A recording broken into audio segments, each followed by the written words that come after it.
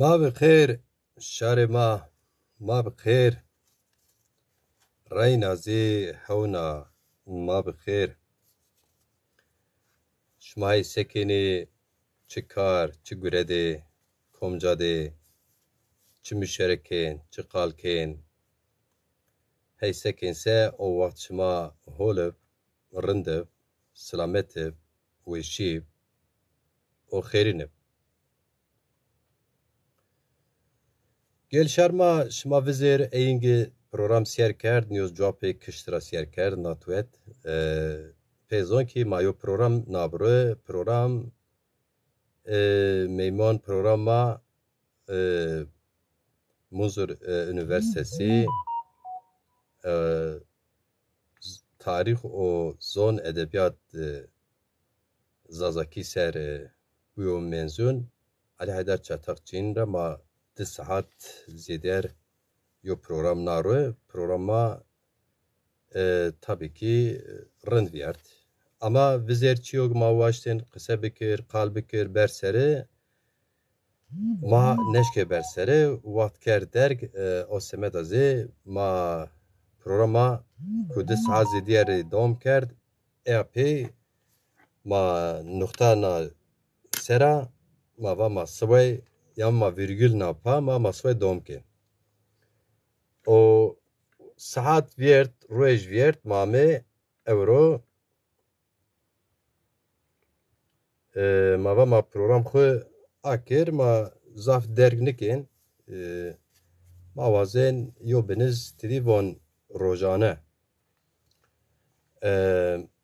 ma pima marvadiş ma rojane xod seker yani bugün gündeminizde ne vardı rojane şma siniviyert günlüğünüz nasıl geçti güncel yo beniz ser müşere bekir o EAP'zi ma program khu xatık şmar bozar Bele, şu an ben Türkçe'ye çeviriyorum. Programımız yine dün olduğu gibi Türkçe yapılacaktır. Özet bir program olacaktır. Sayın Çatakçı hocam bizi izliyor. Sanırım onun da günü yoğun geçti. Bir başka programda konuktu. Zazakistan TV, Haber TV, Sayın Mahmut Çağdaş'a konuktu. Bizim turizmde işlerimiz gündüz sakin, akşam 8.30-9'dan 12'ye kadar, az önce dükkan kapattığımıza kadar gerek işe yansısın gerek yansımasın yoğun geçer. O yüzden bazen kesik kesik de olsa izledim o programı. Sanırım yorgundur ama biz daha önce halkımıza duyurmuştuk. O yüzden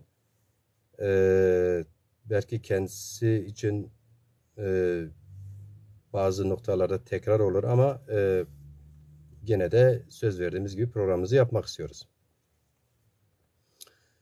Şu an izleyicilerimiz arasında Servet Yiğit vardı. Servet Yiğit Khayrame Brodelal. ZTV Haber Zazayan izliyor.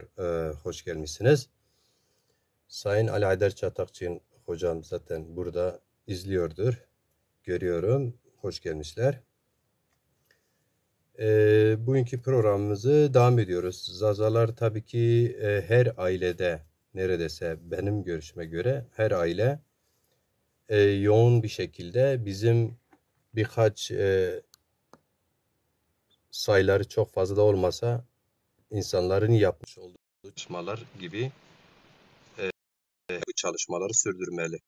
Yani kimlerine göre 5-6 milyon, kimlerine göre 10-15 milyon Zaza'nın problemlerini tabii ki biz 10-15 kişinin tartışacağı, çözümleyeceğimiz sorunlar değil. Zaza toplumunun ekonomik, kültürel sorunları da vardır biliyorsunuz. O yüzden tabii ki keşke bu programlar daha yoğun olsaydı, daha katılımın yoğun hem izleyicinin hem tartışanların Zaza toplumunu içinde olduğu durumu ifade eden diğer temsilci, kanat önderleri, aydınlar da olsa bunlar olur zaten. Biz bunun inancındayız. Sayın hocam Ali Haydar Çatakçı hoş gelmişsiniz Ambazo Erce'ye. Bakır. Elmiyan Devi, hoş bulduk. Nasılsınız? İyisiniz. Bugün yoğun geçti. Ben şeydim, zaten haberim vardı, başka bir programınızda var. Sayın Çağdaş Hoca ile yaptığınız program verimli geçtiğine inanıyorum zaten.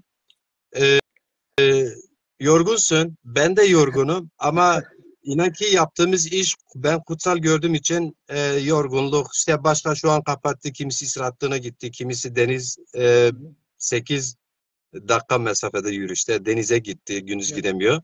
eyvallah. Biz Doğru. kendi sorunlarımız var. Bizim denizimiz de bizim sorunlarımızdır. Onu çözmeye çalışacağız. Doğrudur, Hocam doğrudur. öncelikle hoş geldiniz. Hoş bulduk. Sesim nasıl bu arada, değil mi? Sizin sesiniz bana iyi geliyor. Tamam, tamam. Şimdi hoş bulduk. Saat biraz, ya yorgunluk çok önemli değil. Yorgunluk çok önemli değil. Saat biraz haliyle ileri bir saat. Ülkede de öyle, burada da öyle. İşte biraz o açıdan biraz sorun teşkil edebilir. Onu da mümkün mertebe bir özet şeklinde olabildiğince kısa tutarak programımızı yaparsak bir sorun olacağını zannetmiyorum. Hocam ben direkt sorumu sual edeyim. Hı. Önemli değil. Bizim yaptığımız çalışmaların niteliği önemli. Evet. İsteyen bizim işverenlerimiz, işçilerimiz, çalışanlarımız, kadın gençlerimiz gerçekten bu bağımsız, yurtsever, zaza duyarlı olan insanlar bir şekilde izlerler. Benim yaptığım programlarda izlemeyenler daha sonra bakın programda binlerce kişi izlemiş. Yandan izleyenler var, sonradan izleyenler var. Hı hı. Bu çok fazla nicel olarak tabii ki önemlidir her zaman ama nitel daha önemlidir. Siz de biliyorsunuz. Tekrar hoş gelmişsiniz. Şimdi ben direkt bir tarafta hazırlık yapıyorum. Kulaklık biraz mesafede kalmak istiyorum. Hı hı.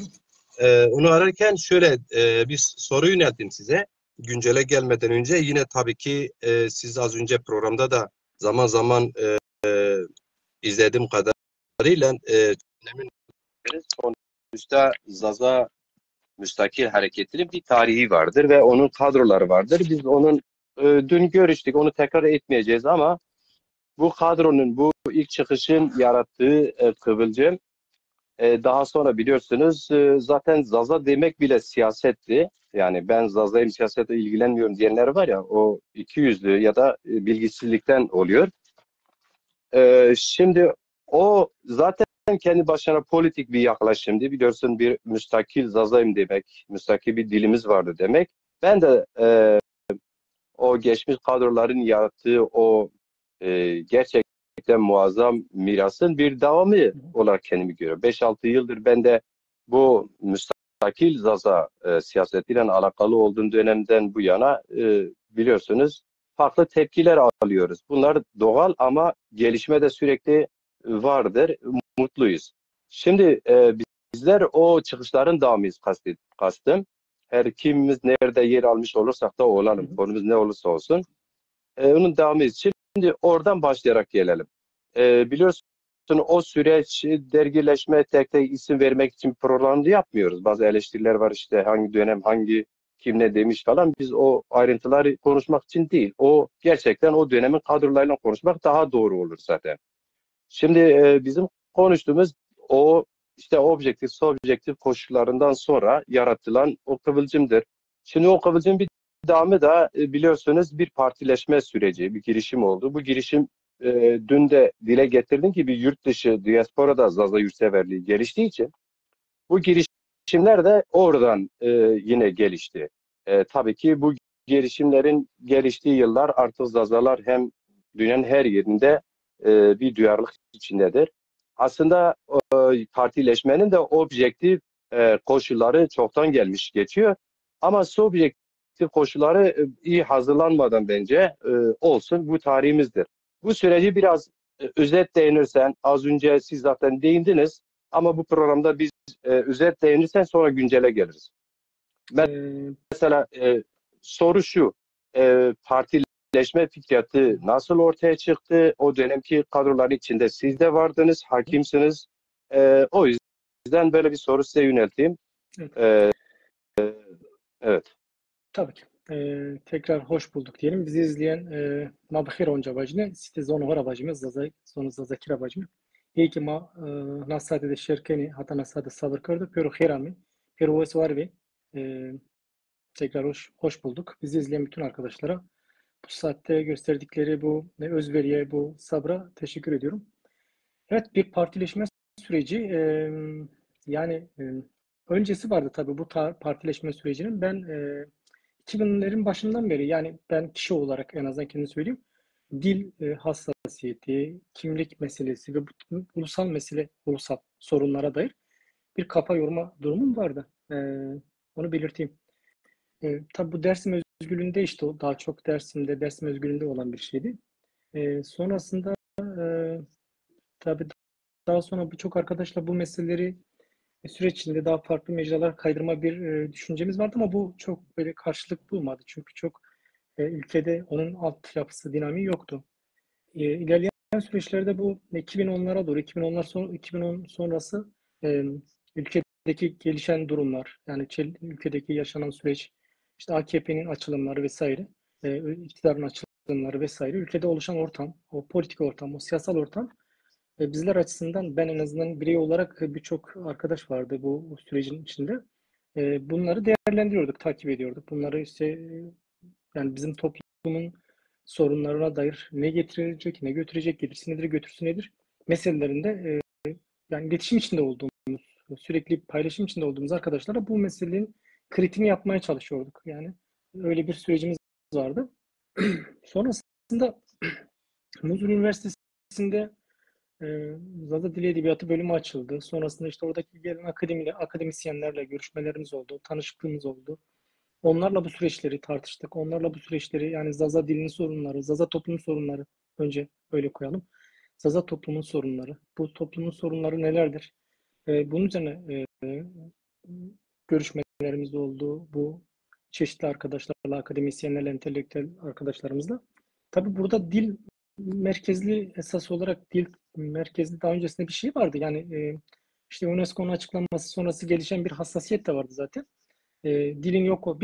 Hem UNESCO'nun açıklamasının yanı sıra aslında bizim de bizzat yerellerde, Zaza yerleşkelerinde kendimizi bulunduğumuz alanlarda ben dersin üzerine özellikle vurgulama gereği diyorum. Ya burada Zaza dilinin yaşadığı yıkımı, yaşadığı erimeyi gözlemliyorduk, birebir gözlemliyorduk. Yani yeni jenerasyon pek dille ilişkisi yoktu. Yeni jenerasyonun pek dile dair bir şeysi yoktu. Farkındalığı yoktu. Hatta dili bilmiyordu, dili konuşmasını bilmiyordu. Onu gözlemiyorduk ve bu e, dilin toplumsal alanı terk etmesi, toplumsal mekanları terk etmesi, kullanım alanlarını terk etmesi, yani köylerin boşaltılması, yıkımı, yani mesela daha öncesinde Zaza coğrafyasının işte yaklaşık 40 yıldır Zaza coğrafyasında yaratılan yıkımla, yani Zaza coğrafyasında yaşanan iç savaş ve siyasal çatışmalar üzerine gelişen yıkımla birlikte köyler boşaltıldı. Bu boşaltılma sadece köylerin Zaza coğrafyasının yıkımı değildi, aynı zamanda toplumsal bünyesinin de yıkımıydı. Bu toplumsal bünyenin yıkımı doğalında ilk başta dili vurdu. Yani toplumun ana dilini vurdu. Bu ana dilini vurduğunu gözlemledik. İşte burada ciddi anlamda bir dilin günden güne yok edildiğini, eridiğini, bir kültürel soykırımın aslında bütünlüklü bir şekilde, sistematik bir şekilde gittiğini ama bunun temel halkasının da dil üzerinden götürüldüğünü gördük. Yani çünkü şöyle bir gerçekliğimiz vardı açıkçası belirtmek gerekiyor. Yani bizim gibi toplumların e, şöyle bir şeyi yok. Yani kültürel soykırım ve benzeri tanımları biz esas olarak o kültür kavramını yani gerek inansal bazda gerek sosyalitesi gerek toplumsal üretim araçları bütün yani toplumsal üretim araçları zaten tarif edilmiş. Toplum coğrafyası dağıtılmış, coğrafya yapısı tarumar edilmiş, toplumsal bünyesi dağıtılmış ama bununla birlikte kültürel soykırım hedefi daha bir o hedefine ulaşılmış yani ulaşılma yönünde daha bir mesafe kat edilmiş olduğunu gördük. Bunu da şurada görüyorduk. Yani şimdi bir toplumun, bizim gibi toplumların, yani bizim gibi e, daha toplumsal anlamda yani güçlü bir örgütlüğü olmayan, toplumsal örgütlüğü olmayan, anayasal bir tanınırlığı olmayan, yani bırakalım kendine ait bir coğrafyası, bırakalım kendine ait bir toplumsal bir örgütlüğü, yani ulusal anlamda bir örgütlüğü.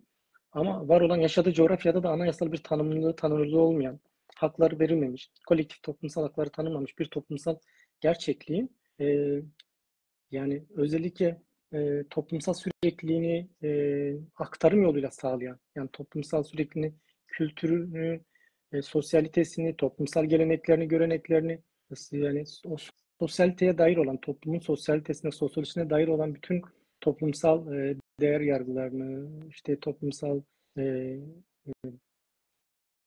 dinamiklerini, o toplumu var eden temel dinamikleri, e, o sosyaliteyi oluşturan dinamikleri dil üzerinden. Yani bunlar esasında dile ilişkindir. Dil üzerinden aktarım ve aktarımın sağlayan temel dinamik, o aktarımı yaratan, o toplumsal sosyaliteyi yaratan, o toplumsallığı yaratanın kendisi dil olduğunu ve o dilin de o aktarımı sağladığını, yani o sürekliliği sağladığını, toplumsal sürekliliği sağladığını e, açık bir şekilde. Öncelikle bunu belirtmek gerekiyor, bunu söylemek gerekiyor ve bunun da yani o kültürel soykırımda esas olarak bu hedefi haline getirilen, yani o kültürel soykırımda bir toplumun bünyesini, toplumsal coğrafyasını işte yıkıma uğratıp toplumsal bünyesi dağıtılıyor ve bu toplumsal bünye dağıtıldıktan sonra doğanda dili yok edilen bir toplumun toplumsal kültürü, toplumsal sosyalitesi, toplumsal varlığı da yok ediliyor.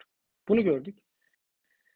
Yani bu da bize şey gösterdi. Yani açıkçası kültürel soykırımın nasıl sonuç aldığını, nasıl bir düzeye ulaştığını, nasıl etkili bir sonuç doğurduğunu gözlemledik. Bunun üzerine e, tabii birçok arkadaşla bu hassasiyeti paylaşan, bu kaygıları paylaşan arkadaşlarla bir araya gelip konuşuyorduk. Tabii bir yerelde de işte e, dile dair tutumlar yereldeki mevcut kurumlarla, yani ulusal anlamda da sosyalist diye bile tanımladığımız kurumlar tarafından da dile dair maalesef topluma dair çok yapıcı bir şey yoktu. Yani toplumun diline dair, bu toplumun dokusuna dair, yani bu toplumun sosyalitesine dair, yani toplumun kendisine dair yani 50 yıllık siyasal yapılar var. İşte Kürt hareketi var bölgede, yerelde. İşte çeşitli yapılar var ama e, siyasal kurumlar var. Ama bunlar, bırakalım toplumun bu e, bünyesinin dağıtılması, bu bünyesinin tahrip edilmesi ve bunun üzerine kültürel soykırımın etkili bir şekilde ilerlemesini, hatta yani onların onların bu kurumların etkinliğinde, bu kurumların işte festival ve benzeri şeylerin esas ağırlığını işte egemen ulus e, diline verildiği. Bunun yanı sıra işte Kürt hareketinin de siyasal kurumlarının da Kürtçe'ye ağırlık verdiğini gördük. Yani bunu yaşadık, birebir tecrübe ettik. Ve burada şöyle bir sonuç var. Yani bütün bu siyasal kurumların iradesi ya da onların iradesi dahil ya da iradesi dışında sonuç olarak mevcut kültürel soykırımı, yani o kültürel soykırım olarak tanımladığımız o toplumsal yıkımın yıkıma hizmet ettiğini gördük açıkçası. Yani bunların pratiklerinin o toplumsal yıkıma hizmet ettiğini gördük, gözlemledik. Yani Hatta buna karşı bir duyarsız. nevi Buyurun. bir nevi beyaz katliamın devamı devletin o yaklaşımını sözüm ona devrimci, yurtsever, özgürlükçü kesimlerin de paralel yürüdüğünü söylemeye çalışıyorsunuz. Yani ortam Yani Zazalar için öyle bir yani evet, ortam. Zaza dili için, başta Zazaca için, toplumu için, coğrafyası için maalesef şeyden bağımsız. Yani dediğim gibi sonuç olarak biz pratik olarak baktığımızda, yaşanan pratiklere baktığımızda, sosyal pratiğin kendisine baktığımızda pratik oraya hizmet ediyordu. Yani oraya çıkıyordu. Neticede oraya çıktı ve dil, yani toplumun bünyesi dağıtılmış ve toplum başta Batı metropolleri olmak üzere dünyanın çeşitli metropollerine, ülkelerine dağılmış, toplumsal bünyesi dağıtılmış bir anatomisi dağıtılmış bir dilin, toplumsal anatomisi dağıtılmış, kolektif toplumsallığı dağıtılmış bir dilin kendi dinamiğini de süreçte yitirdiğini gördük. Çünkü toplumsal anatomisiyle var olan bir organdır dil. Kendi sürecinde bu toplumsal anatomisi dağılan bir dilin dinamiğini yitirdiğini görmekle birlikte buna karşı ne yapılabilir? Yani oradaki siyasal kurumların, oradaki devrimci yapıların da buna karşı e, tamamen duyarsız, tamamen yabancı kalmaları da ayrıca düşündürücüydü. Tabii ki bu noktada buradan hareketle zaten diyorum onların da şeylerinden, yani niyet ya da bu mesele niyetten ziyade şöyle bir niyet olmayabilir ama neticede pratik oraya hizmet ediyordu. Onların iradesi dahilinde miydi, değil miydi? O ayrı bir tartışma konusu. Ama biz şuna diyebiliyoruz ki onların pratikler oraya hizmet ediyordu. Yani kültürel soykırımı pekiştiriyordu, Peki hocam, pekiştiriyordu. Şimdi bu hocam, tartışmaları yürürken, e, buyurun. evet. Şeye gelelim Ama Zaza. karşı tarafta yaklaşım aynı olduğu yerde devam ediyor. Yani sizin bahsettiğiniz bu partileşme süreci, çözüm sürecinde o yumuşama döneminde Zazalar Zaza yurtseverleri ülkede ne yapabiliriz, siyasi partileşme falan sürecine tartıştığınızda o dönemden bu döneme karşı tarafta değişen tek bir şey yok. Ne Yani devlette, ne devrimci gruplarda, ne de Kürt hareketinde. Evet. Yani biz o dönemde mesela bir çözüm süreci var. Çeşitli programlar geliştiriyor iktidar tarafından, hükümet tarafından. İktidar kliğin yanı sıra işte toplumsal muhalefette çeşitli kamplara bölünmekle birlikte geniş bir kesimi bu açılımları destekliyor.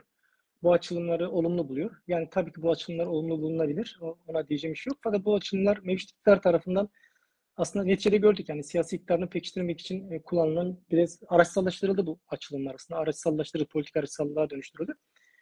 Fakat bizim oradaki asıl şeyimiz şuydu, dikkat çeken şey. Yani bu kadar açılımlar ve tartışmalar yürüyor. Fakat burada şey yok.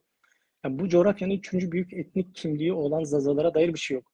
Bu coğrafyanın üçüncü büyük tarihsel kimliği olan topluma dair, kolektif kimliğine dair, onun dil hakkına dair, anayasal vatandaşlığına dair, yani bu coğrafyanın köklü bir toplumsal grubu olan birçok tarihsel trajediye, kırılma, kıyıma, soykırıma uğramış, yıkıma uğratılmış topluma dair orada herhangi bir kavram oluşturulmamış, herhangi bir öylesi bir süreçte herhangi bir açılım yapılmamış, herhangi bir başlık oluşturulmaması bizler açısından dikkate değer de, bu yönüyle işte birçok arkadaşla meseleleri irdelediğimizde yani tam da böylesi bir süreçte Zazaların artık şöyle bir beklenti içine girme lüksünün olmadığını, yani Zaza, bu dili kullanan, ana dili Zazacı olan, kendini nasıl tanımlıyorsa tanımlasın, bugün genel aşamada bölgesizlikle, bölgesel tanımlarla bu mesele yürütülmeyeceğini, bu mesele götürülmeyeceğini, yani kendine esas olarak 21. yüzyılın gerekleri, ihtiyaçları temelinde tanımlaması gerektiğini ve bu tanım üzerinden bütün bölgesel tanımları reddetmeyerek ama bunu kapsayacak bir tanımda, yani ulusal kimlik tanımıyla ya da esas talepleriyle, yani kolektif talepleriyle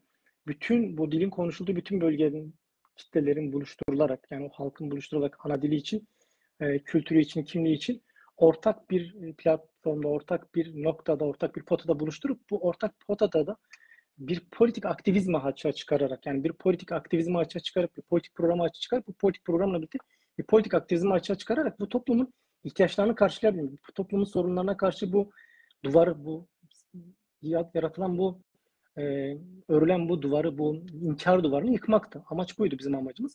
Yani Evet. solcusu da inkar ediyor, görmüyor. Sağcısı da inkar ediyor, dincisi de inkar ediyor. İktidarı da inkar ediyor, milliyetçisi de inkar ediyor. Kürdü zaten hepsi inkar ediyor. Yani burada yani o kadar enteresan bir şeydi ki ezilenin de ezileni tabiri Zazalar ve Zaza dili söz konusu olunca müthiş bir şekilde oturmuştu. Yani bu toplumu tanımlayacak tek tanımdı. Yani bütün şeyler tartışılıyor ama Zazalar bu dile, bu topluma dair hiçbir tartışma, hiçbir gündem, hiçbir başlık yok. Hiçbir kesimden yok. Bir de işin dikkat çekici tarafı ezilenler, ezilenin temsiliyetini yüklendiğini söyleyenler, ezilenin temsiliyetini e, yani bulunduğunu, onları temsil ettiğini söyleyen siyasal kurumlar tarafından böylesi bir başlık yok, böylesi bir gündem yok. Ya burada da tabii ki insan biraz şeyi düşünüyor. Yani bunu daha sorgulayınca ya burada çok ciddi anlamda e, gerçekten de bu ezilenleri temsiliyet anlamında böyle bir örgütlülüğün, böyle bir öznenin, böyle bir kapsayıcı nitelikte bir yapının olmadığını gördük. Açıkçası aslında böyle bir güçlü bir Hocam bu örgütlenmenin. noktada evet, anlaşılıyor. Bu noktada aslında denebilir ki Orta Doğu'da Fars, Arap, Türk egemenleri e, iktidarlar, biliyorsun. Bunlar genelde iktidar, devlet sahibiler ama e, bu, bu bahsettiğim ülkeler arasında sıkışan Kürtler ise bunlar da onlara özenip e, özgürlük mücadelesini verdiler. Devlet sahibi olmak istediler ki bu doğal haklarıdır. Ama onlar da onları taklit ederek bazı diğer halklara yaklaşımını paralel gittiğini görüyoruz. Şimdi bu tam da bu soruna ilgili Yılmaz Kanat hocamız, Zaza Aydınlar'ın önemli şahsiyetlerinden hoş gelmişler. Eyvallah. Vedat Kaymak Hoca, onlar da var, izlemiş. Diyorlar. Şimdi Yılmaz Kanat Hoca diyor ki, kısacası cevap verirsek, diyor ki Zaza diline önem veren herhangi bir devrimci örgüt var olup olmadığını İsmail Bira'ya sormak istiyorum. İsmail Bira sizi kastediyor. Çünkü ben bizi izleyen İsmail görmedim. Bir tartışma değil, sorudur. Var mı Hı. öyle bir, yani programıyla, tüzüğüyle, işte Zazalar ayrı bir halktır, müstakildir. Yani bilebildiğimiz kadarıyla yok da sizin Şimdi bilginiz var mı? tabii ben buna aslında dün akşamki programda cevap verdim.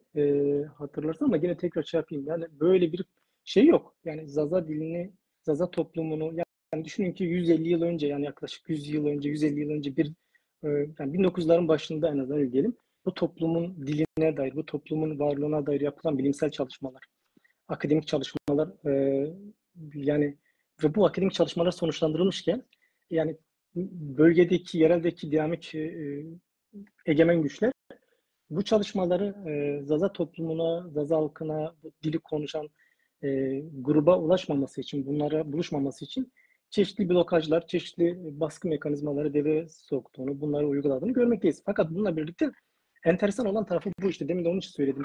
Yani dün de söylemiştim ama tekrar söyleyeyim. Yani bugün bütün bu sorgulamalarımızda gördük ki yani sözüm ona ezilenlerin temsiliyetine soyunan yapılar, yani çıkış itibariyle argümanları, yani argümanterleri o temelde oluşturulmuştu. Çıkış itibariyle o temelde bir iddiaları vardı ama pratikte gördüğümüz bu çok tartışmalıydı. Yani söz konusu zazalar olunca çok tartışmalıydı. Ezberlerle, son derece ezberlerle hareket eden yapılar vardı. Ya düşünün ki Dersim gibi bir yerde 50 yılını tüketmiş yapılar var, siyasal yapılar var ve bunlar bu toplumun sorunlarına dair kayda dair bir tek cümle kuramamışlar. Yani bu toplumun toplumsal bünyesi yıkıma uğratılmış. Yani coğrafyası tarumar edilmiş ve toplumun tamamıyla dağıtılmış. Toplumda bünyesi dağıtılmış ve buna rağmen yani bu toplumun sosyolojisine dair, sosyalitesine dair buradaki ana dil meselesine, ana dil hakkına dair bir tek yani cümle kurulmamış. Yani kalem oynatılmamış ve dolayısıyla oradan zaten hareketle bir şey sorguladık. Yani bu meselenin aslında hiç de bunların argümanlarıyla yani genel argümanlarla buluşmadığını aslında kendi topraklarında bizzat o yani sözlüğün ona temsiliyetine sundukları ezilen kimlikleri, ezilen kesimleri çok da kapsamadıklarını, çok da onları ifade edemediklerini, bu programlarında buluşturamadıklarını, program kapsamına dahil alamadıklarını gördük. Ve dolayısıyla hani Türkiye'de dün de söyledim tekrar söyleyeyim yani böylesi kapsayıcı bir siyasal yapı yok. Yani hele ki Zazalara dair kendi programında bir tek satır kurmuş ne sosyalist, ne demokratik, ne liberal, ne de ulusal bir yapı yok yani.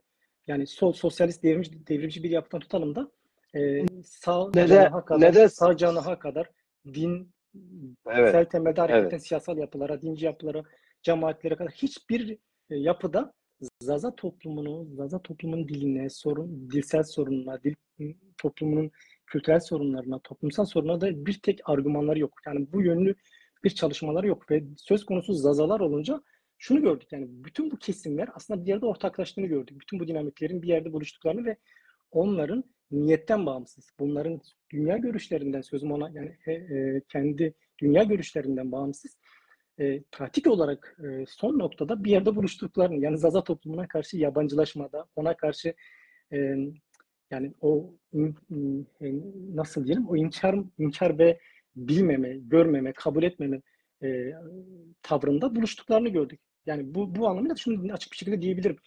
Türkiye'de en komünistim diyen partiden devrimci partisine tut yani iddia olarak, söylem olarak, kavram olarak en sağ muhafazakarcı ve dincisine yani ulusalcısına fark etmiyor. Bütün siyasal yapılar söz konusu Zazalar olduğunda üç maymun oynuyorlar. Söz konusu Zaza etnik kimliği, Zaza dili, Zaza toplumun kolektif toplumsal kimlik sorunları, toplumsal sorunları, ulusal sorunu olduğunda bu meselenin adını koymaktan özellikle imtina ediyorlar. Bunun kesinlikle yakından geçilmiyor. Yani böyle bir şey yok. Hiçbirinin Zazalara dair bir tek programında bir tek maddeleri yok. Siyasetlerinde kayda değer hiçbir argüman yok. Yok hiçbir argüman yok. Dolayısıyla ben şunu tekrar söyleyeyim. Yani bütün bu sorgulamalar sonunda böylesi kapsayıcı, yani gerçekten toplumun bütün kesimleri, bütün ezilenleri kapsayacak, onlara özgü, son derece özgün ama özgün onların sorunlarından beslenen demokratik içerikli, nitelikli programları oluşturmuş bir yapı yok. Devrimci bir yapı yok. Bu derece kapsayıcı, ilerici bir yapı yok. Coğrafyamızda maalesef yok. Olmadığı içindir ki Evet. egemen sınıflar çok rahat bir şekilde at koşturabiliyor. Olmadığı içindir ki Türk egemen sınıfları ya da Türk ulusu öyle Egemen diyelim. Türk ulus yaklaşımı, evet. egemen ulus devleti diyelim yani resmi paradigmasından beslenen egemen ulus devleti ve o paradigmanın o gerici, tekçi, faşist paradigmadan beslenen mevcut rejimlerin ve devamında bu rejimi esas alan iktidarların çok rahat at koşturduğunu, çok rahat kitleleri bölüp parçaladığını, çok rahat kitleleri ezdiğini, çok rahat kitleleri birbirine kırdırdığını görebilmekteyiz. Yani düşünebiliyor musunuz? Bir toplumun, yani bir coğrafyanın, bu coğrafyada ilericiler, yurtseverler, devrimciler, demokratlar mücadele veriyor ama özellikle bu coğrafyanın kültürel dokusuna, etnik kimliğine, ulusal diline dair bir tek argümanları yok. Yani diline, Evet hocam. ana diline dair bir tek argümanları yok. Teşekkür ederim. Dün bu konuları tartıştık. Bugün biraz özet geçelim. Sorun cevabı kapsayıcı da oldu bence. Ee, evet, maalesef ne en radikal sol grup, sosyalist, hatta işte sınıf mücadelesi önderliğini yapıyoruz diyen gruplar da Zazaları görmedi. Mesela biz Sünni Zazaları biliyoruz, yaşadık. O dün de bahsettiğim Milli Selamet gibi, hatta Vahdet, yani İran eksenli Vahdet cemaati, benzeri cemaatlerin hepsi FETÖ cemaatinden tut diğeri, hepsi birbirine benziyor. Önce ümmeti kurtaralım, sonra sizin haklarınızı veririz. Sanki bizim haklarımız onların cebinde, biz önce ümmeti kurtaracağız, sonra cebinde hakkımızı alırız. Yani salatalık verdik, biber alacağız. Şimdi sosyalistler de aynı biçimde, Kürt Özgürlük Hareketi de o isimle hareket eden, mücadele eden kesimler de aynı biçim. Siz leçesiniz, biz Kürdistan'ı kuracağız. Ondan sonra leçeniz kapıları asılacak. Leçenizin dili yerelde eğitimli görülecek. Lo kardeşim, sen bir kere iki tane kadro yetiştirmemişsin, bu leçeyi eğitecek adam yetiştirmemişsin. Kimi kandırıyorsun? Neyse, onu geçelim hocam. Size katkı yapmak istedim. Şimdi somut olarak bu partileşme süreci 5-6 yılınızı aldı. Tabii ki bu partileşme yine diasporadan bir şekilde Zaza müstakil kimlik mücadelesini veren Sayın Ebu Bekir Pamukçu'dan dün söyledik. Yine Gahan Çar'dan, Mahmut Çağdaşlar'dan, böyle geniş bir yelpazeden, diğerine tek tek isimini vermesek eğer, bu ülkeye de yansımaları oldu tabii ki. Ülkedeki sorun, Kürt sorunundan dolayı, demokrasi sorunlarından dolayı, özgürlükler sorunlarından dolayı, kadın, genç, sınıfların sorunlarından dolayı bir demokratik mücadele 100 yıldır Türkiye'de zaten var yani. Bir demokratik mücadele de var. Sonuçta Zazalar da bu demokratik mücadelede yasal, kendi kimliklerine yasal bir mücadele için, ki Zazalar şimdi kadar yasal mücadele içinde oldular. Bunu deyim yerinde ise Zaza coğrafyasında kendini yönetme, yerelde belediyeden tutalım, temsilen vekil meclise kazandırmaya kadar bir partiye ihtiyaç vardı. Siz bu süreçte e, girdiğinizde, ama şey değil, çok ayrıntılı değil. Özet olarak bu süreci tabii ki tetikleyen ülkedeki objektif ve subjektif koşullardı. Ama tabii ki bunun birinci başlangıcı da dediğimiz o kadrolarımızın başlattığı müstakil Zaza siyaseti ve hareketidir aslında, çıkışıdır. Kimler vardı? İsim bazında da verebilirsiniz. Ya şimdi ben şöyle diyeyim, şimdi ifade ettiğim bu ya deminden beri diyeyim, gerek dün gerek de bugün program başladığından beri ifade ettiğim şey, bütün bunlar bu süreci, bu partileşme sürecini besleyen dinamiklerdir. Yani şimdi bu inkarlar, işte bu yok saymalar, yanı sıra işte Zaza toplumunun, Zazacan'ın konuşulduğu yerleşkelerin yıkıma uğratılması, Zaza toplumu, yani bu dilin konuşulduğu toplumsal bünyenin dağıtılması, bu dil dinamiğinin günden güne eritilmesi, kültürel soykırım, bütün bunlar bizim için bir partileşme sürecinin besleyen dinamiklerdi, onu söyleyeyim. Bununla birlikte elbette ki bizim bu dün de ifade ettiğim ülkedeki siyasal gelişmeler, ülkedeki bu 1968 ve sonrası gelişen süreçler, her ne kadar Zaza hareketini direkt Zaza hareketine dönük bir e, argümanı bir şey olmasa da e, bunun yarattığı bir bilinçle, bir aydınlanma da Zaza yurtseverlerinin süreçte sorgulaması, Zaza bireylerin sorgulaması ve gerçekten şöyle bir aydınlanma da yarattı. Yani ulusal kavram nedir, ne değildir, dil nedir, ne değildir, kültür kavramı, bunlara da elbette katkısı olmuştur. Ama esas olarak diaspora menşeli olması Zaza hareketinin, bunun tarihsel sebeplerini objektif bir şekilde değindim. Ama bütün bunlar toplamda şey, yani bu bilinç, bu süreç, bütün bunlar toplamı Zaza partileşmesini yani biraz daha belirginleştirdi. Bizim için de şöyle bir şey, yani dediğim gibi ülkeden içine geçilen süreç, o tarihsel koşullarda işte birçok şey tartışılıyor, birçok konu tartışılıyor, birçok devletin yani temel kodlarının tartışıldığı, devletin resmi çizgilerini, o kırmızı çizgilerini tekabül eden şeyler tartışılıyor. Yani bu devletin, bu rejimin mevcut kırmızı çizgileri üzerinden tanımlanan sorunlar tartışılıyor, toplumsal sorunlar tartışılıyor. Ve burada enteresan bir şekilde Zazalara yer verilmiyor. Yani bu dile yer verilmiyor. Bu topluma yer verilmiyor. Bu bizler açısından çok belirleyici bir yerde duruyordu. Yani esas olan motivasyon kaynağımız buydu. Bununla birlikte biz yani belli bir çevrede bunu tartışıyorduk. İşte Muzur Üniversitesi'nde akademisyenlerle, ki ben de o dönem zaten sosyoloji şeyimi bırakmıştım üniversite boyunca. Muzur Üniversitesi'nde kaydımı yaptırmıştım. Onu özellikle tercih ettim. Öteden beri zaten ulusal mesele, bu dil meselesi, kültür meselesi, kimlik meselesi ve Zazan ve ulusal meselesi temelde böyle bir programlaştırıp, yani bir tek bir başlık çıkaracaksam ulusal meselesi de bir tavır sahibiydim. Özellikle dil bölüm açıldığında da direkt o bölüme kaydımı yaptırıp orada bunun imkanları üzerine tartışmalarımız oldu. O gün işte birçok akademisyenler, gerek üniversitedeki akademisyenler, gerek üniversite içinde, gerek yani bölümdeki, gerek bölüm dışındaki akademisyenlerle, yurt içinde ve yurt dışında birçok kişiyle birebir bu meseleyi epey tartıştık. İsim saysam birçok, yani ulaşabildiğim birçoğuyla tartışma meseleyi. Tabii bu arada Mahmut Çağdaş'la bu sosyal iletişim araçları, bu sosyal medya araçıyla, bu iletişim araçları, iletişim teknolojileri, bu aygıtlarla vasıtasıyla iletişimimiz oldu. Mahmut Çağdaş Avrupa'dan yani bizimle temas kurdu. Benimle özellikle çok bu meseleleri kendisiyle çok uzun bir süre tartıştık. Yani zannedersem 2 yıldan fazla bir süre, biz bu yaklaşık 2 yıl ya da 2 yıldan fazla bu süreyi onunla dahil olduğu belli yürüttük biz. Yani belli bir çevrede, belli bir grup olarak bunu tartışıyorduk. Yani bu grubun içinde dediğim gibi entelektüel insanlarımızdan tam da işte akademisyenlere kadar birçok kişiyi dahil etmeye çalıştık. Bu tartışmalar yürüttü. Sonra bir yerden sonra bu tartışmalar olgunlaştıktan sonra artık bunu açma, yani bir partileşme sürecini, o çekirdeği genişletmeyi, bir çekirdek oluşturma şeysi oluştu. Onu örgütlemeye dönük şey oldu. Birçok arkadaş var. İşte Keza Yılmaz, bak burada az önce şeyini okudum, Yılmaz Kanat o dönemin önemli simalarından biridir arkadaşımız. Kendisi bu süreçte içinde, bu sürecin içinde yer alan arkadaşlarımızdan biridir. Birçok İlhami Çağrı Tekin var. Yani birçok arkadaşım ismini belki şu anda burada zikredemeyeceğim ama birçok arkadaşımız üniversite bu bazında Abdullah mesela Güven vardır, Abdullah Güven Goyo Berz var, vardır, Zaza Apo var, Kolo Berz var, işte Vedat Vedat Kaymaklar Kaymak, vardır, Vedat Kaymak var, Yakup Sayın var, işte Yakup Ramazan Sayın var, evet.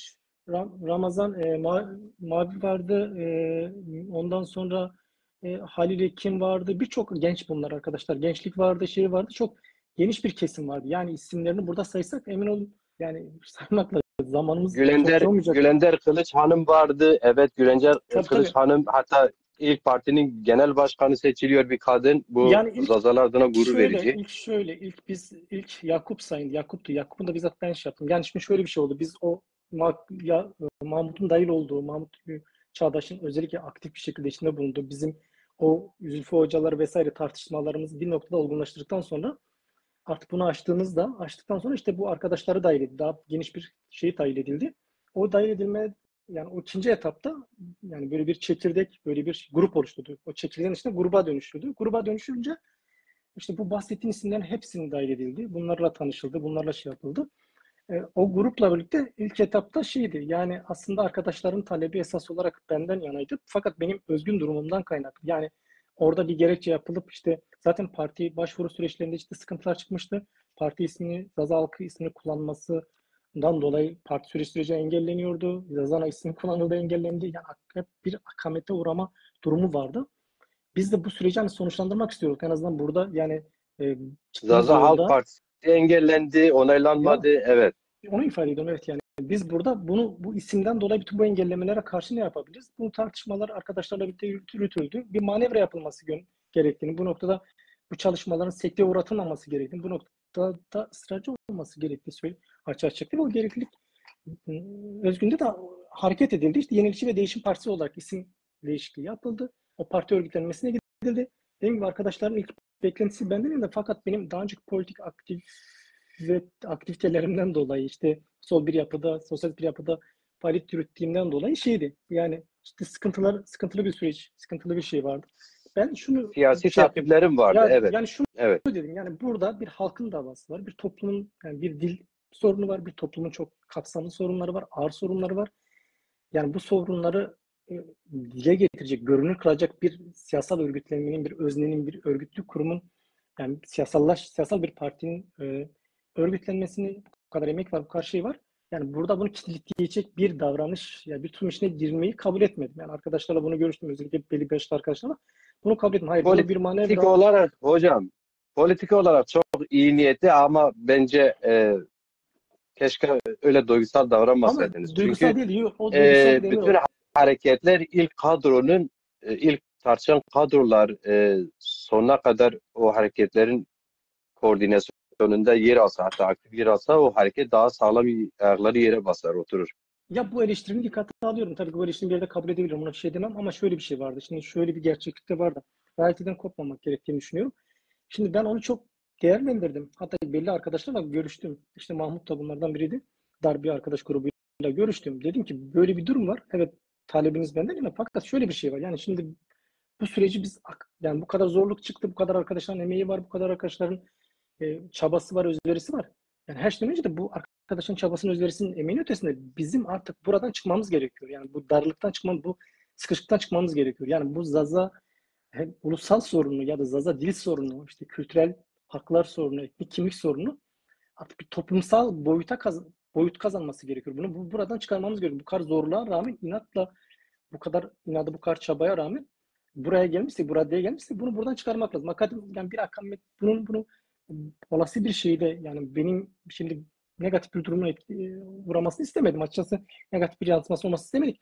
Ben direkt şey önerdim açıkçası. Yakup bizzat, ben üniversiteden arkadaşım, kendisini tanıyorum, pardon. Kendisi çok yakın şeylerimiz oldu örgütlülük anlamında. Ben Yakup'u önerdim. Yakup'u ben önerdim Ya arkadaşlara. Yakup Yakup Sayın. kimdir? Yani biz Yakup Sayın benim böyle bir Yakup Sayın arkadaşım. İlk arkadaşım.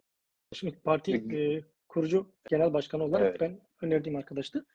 İşte bu önerdiğim arkadaş, işte belli arkadaşlar daha önce işte bu çekirdek olarak dediğim arkadaşlar tarafından da kabul gördü. Sonra gruba dahil etti. Grupta uzlaştı Yakup arkadaş üzerinde.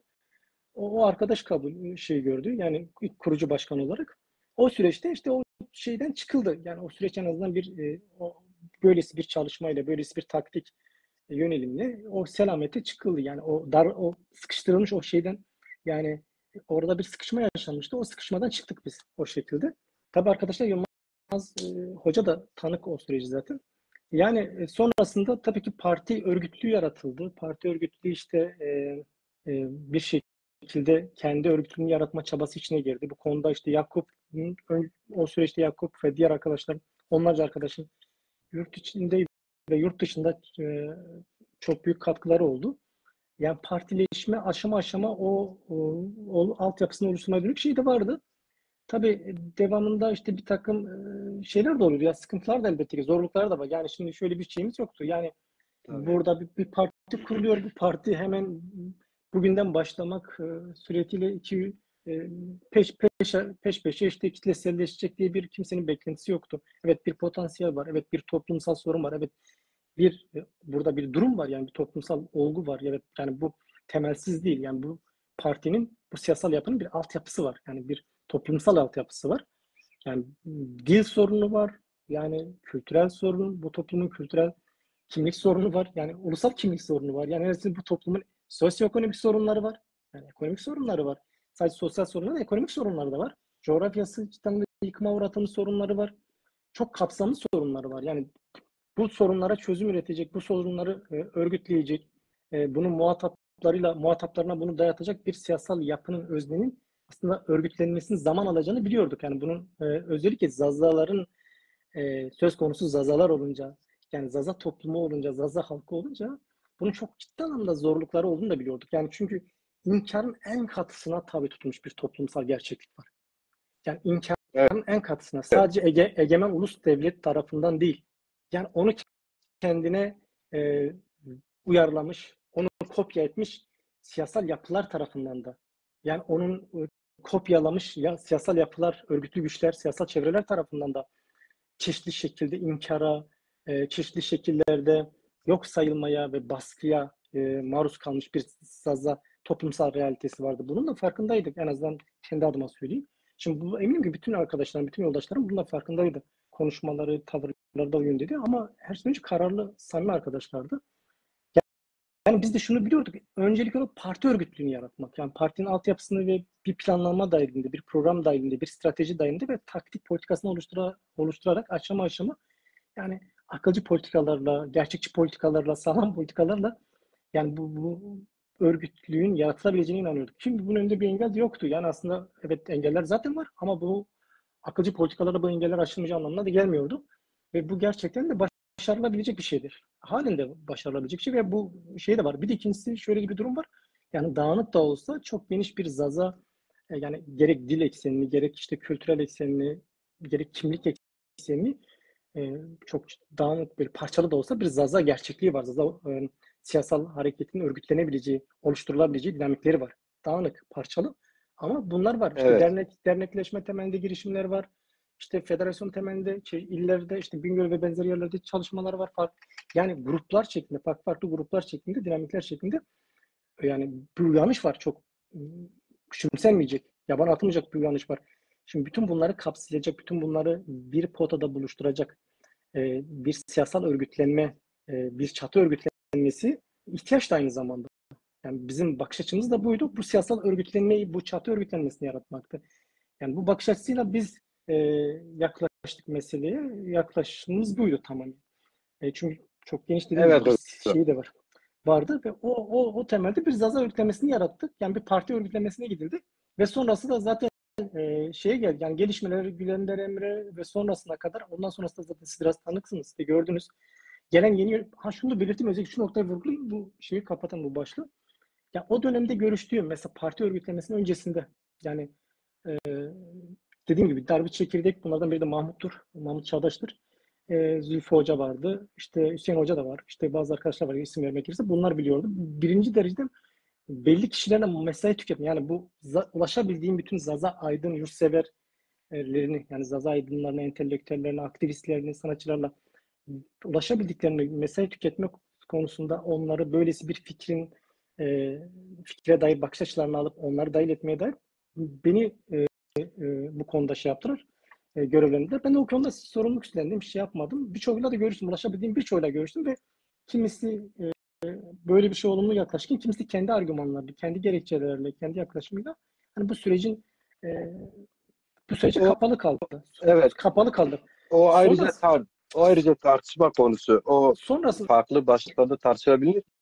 Evet. ya şunu diyeyim de başlık belki zamanımız çok şey olmaz. Bilmiyorum zamanımız hani çok zaman geç Ben olduğu de için. diyorum yok. O yüzden ben de kapatmak istiyorum yani Sadece orada bunu kapatalım bu bir iki programı. noktaya değinmek isteyeyim de orada bir iki noktaya değineyim. Yani o Evet. dönem kapalı kalan arkadaşlar sonradan gelip yani o dönem partiye ilgisiz kalan, parti örgütlüğüne kapalı kalan gerekçesi ne olursa olsun yani kendine göre haklı olabilir. Parti örgütlüğüne ilgisiz kalanlar sonra parti yönetimi, şu anki mevcut yönetimde bulunanlar bunlar.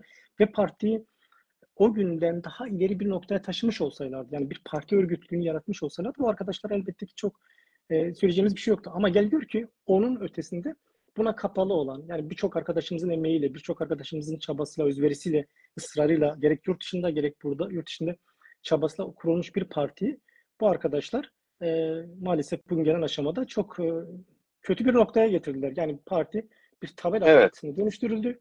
Ya kapatıldı, parti örgütlüğü dağıtıldı. Yani bir parti örgütlüğü bile yaratılmadı. Çekirdek örgütlük bile yaratılmamış durumda.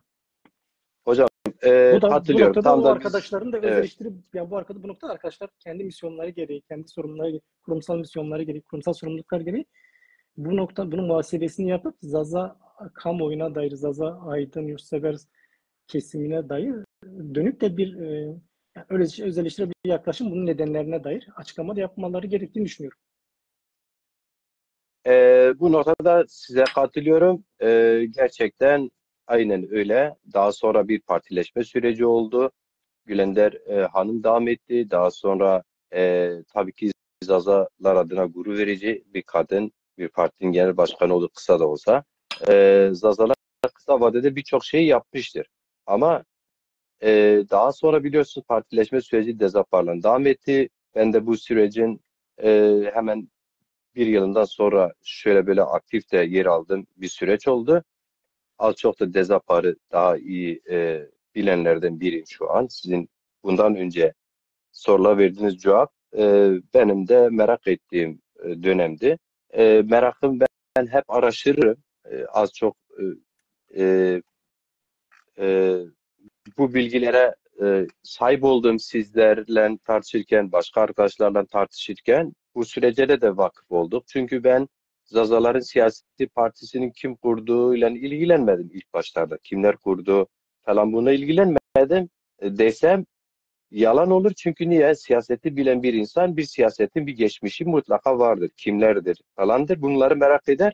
Ama bu meraklarımıza her biri kendi yorumuyla farklı cevaplar alıyorduk. Muhataplarıyla da bazen o sürecin içinde olan sizlerle yine Sayın Çağdaş'la ve diğer insanlarla da ayrı ayrı görüşmüş bilgi sahibiydi. Kamuoyu da bilgi sahibi olsun. En azından bunlar da bilinsin noktasında önemli bir değerlendirme oldu. Şimdi Dezapara geldiğimizde ise 4 yıl bir süreç geçti. Geçen sene Eylül ayında Oğlan Kongresi'ni yapması gereken bir parti bu sene Eylül ayının 2-3'ünde diye bir tarih verilmiştir. Benim bile bildiğim kadarıyla bu da gerçekleşme olasılığı yoktur. Bu noktada ben tam da sizin çağrınıza katılıyorum. Biz de Zaza yurtseverleri olarak, ben de Macit Ciran olarak gerçekten bu yaptığının samimi, çok samimi insanlar var, çok saygıdeğer insanlarımız var, emekleri de oldu. Bir samimiyetlerine güvenerek bu çağrı yapıyorum. Bir öz eleştiri vermeleri gerekiyor. Öz eleştiri kime? Zaza halkının. Başka hiç kimse değil. Yani hani bazıları farklı kesimlerin bakıyorum farklı beklentileri var. Biz yaptık, biziz. Bizden başladı, bizle ölür. Öyle bir şey yok. Zaza hareketi biz ne kadar değerlerimize sahip çıkıp isimlerini zikrediyorsa şahısların hareketi değildir. Şahısların halk içinde, halkın zaten bir yerde bir sorun varsa o sorun liderleri de ortaya çıkar. Zaza sorunu diye bir sorun vardı. Evet. Bunu başta zikrettiğimiz şahıslar, saygı duyduğumuz bugün dünyasını değiştiren liderlerimizden sağ olanlara kadar, öncü kadrolara minnettarlığımızı ancak belirtirken ama eksiklerini de söyleme durumundayız. Yoksa kimseden eksiği fazlası yok. Bu benim görüşüm. Benim de değerlendirmem aynı zamanda. O yüzden Zaza hareketi üç başlı bir hareket asla olmamalı. Bölgesel, mezhepsel yanlara çekecek bir hareket değil, ulusaldır. Ulusalsa her birey yaptığı geçmişte bugüne yaptığı her şeyi halkına borcunu ödemiş olarak bilirse, bu perspektiften giderse belki bir Zaza kadrolaşması ortamı ortaya çıkar, bir liderlik ya da bir liderlik grubu. Belki Zazalılara lider gerek yok. Bana göre bir geniş kadro, kolektif bir kadro liderliği olabilir. Hareketi ilerletecek. Ama içlerine tabii ki işi koordine edecek lider çıksa niye çıkmasın? Zazalar genelde Zazalarda lider çıkar. Yani olması da lazım. Şimdi bu süreçte öz eleştirisini verip önümüze mi bakacağız? Yoksa böyle hep ben yaptım, o yapmadı, ben yaptım falan kes engel oldu, inkar etti.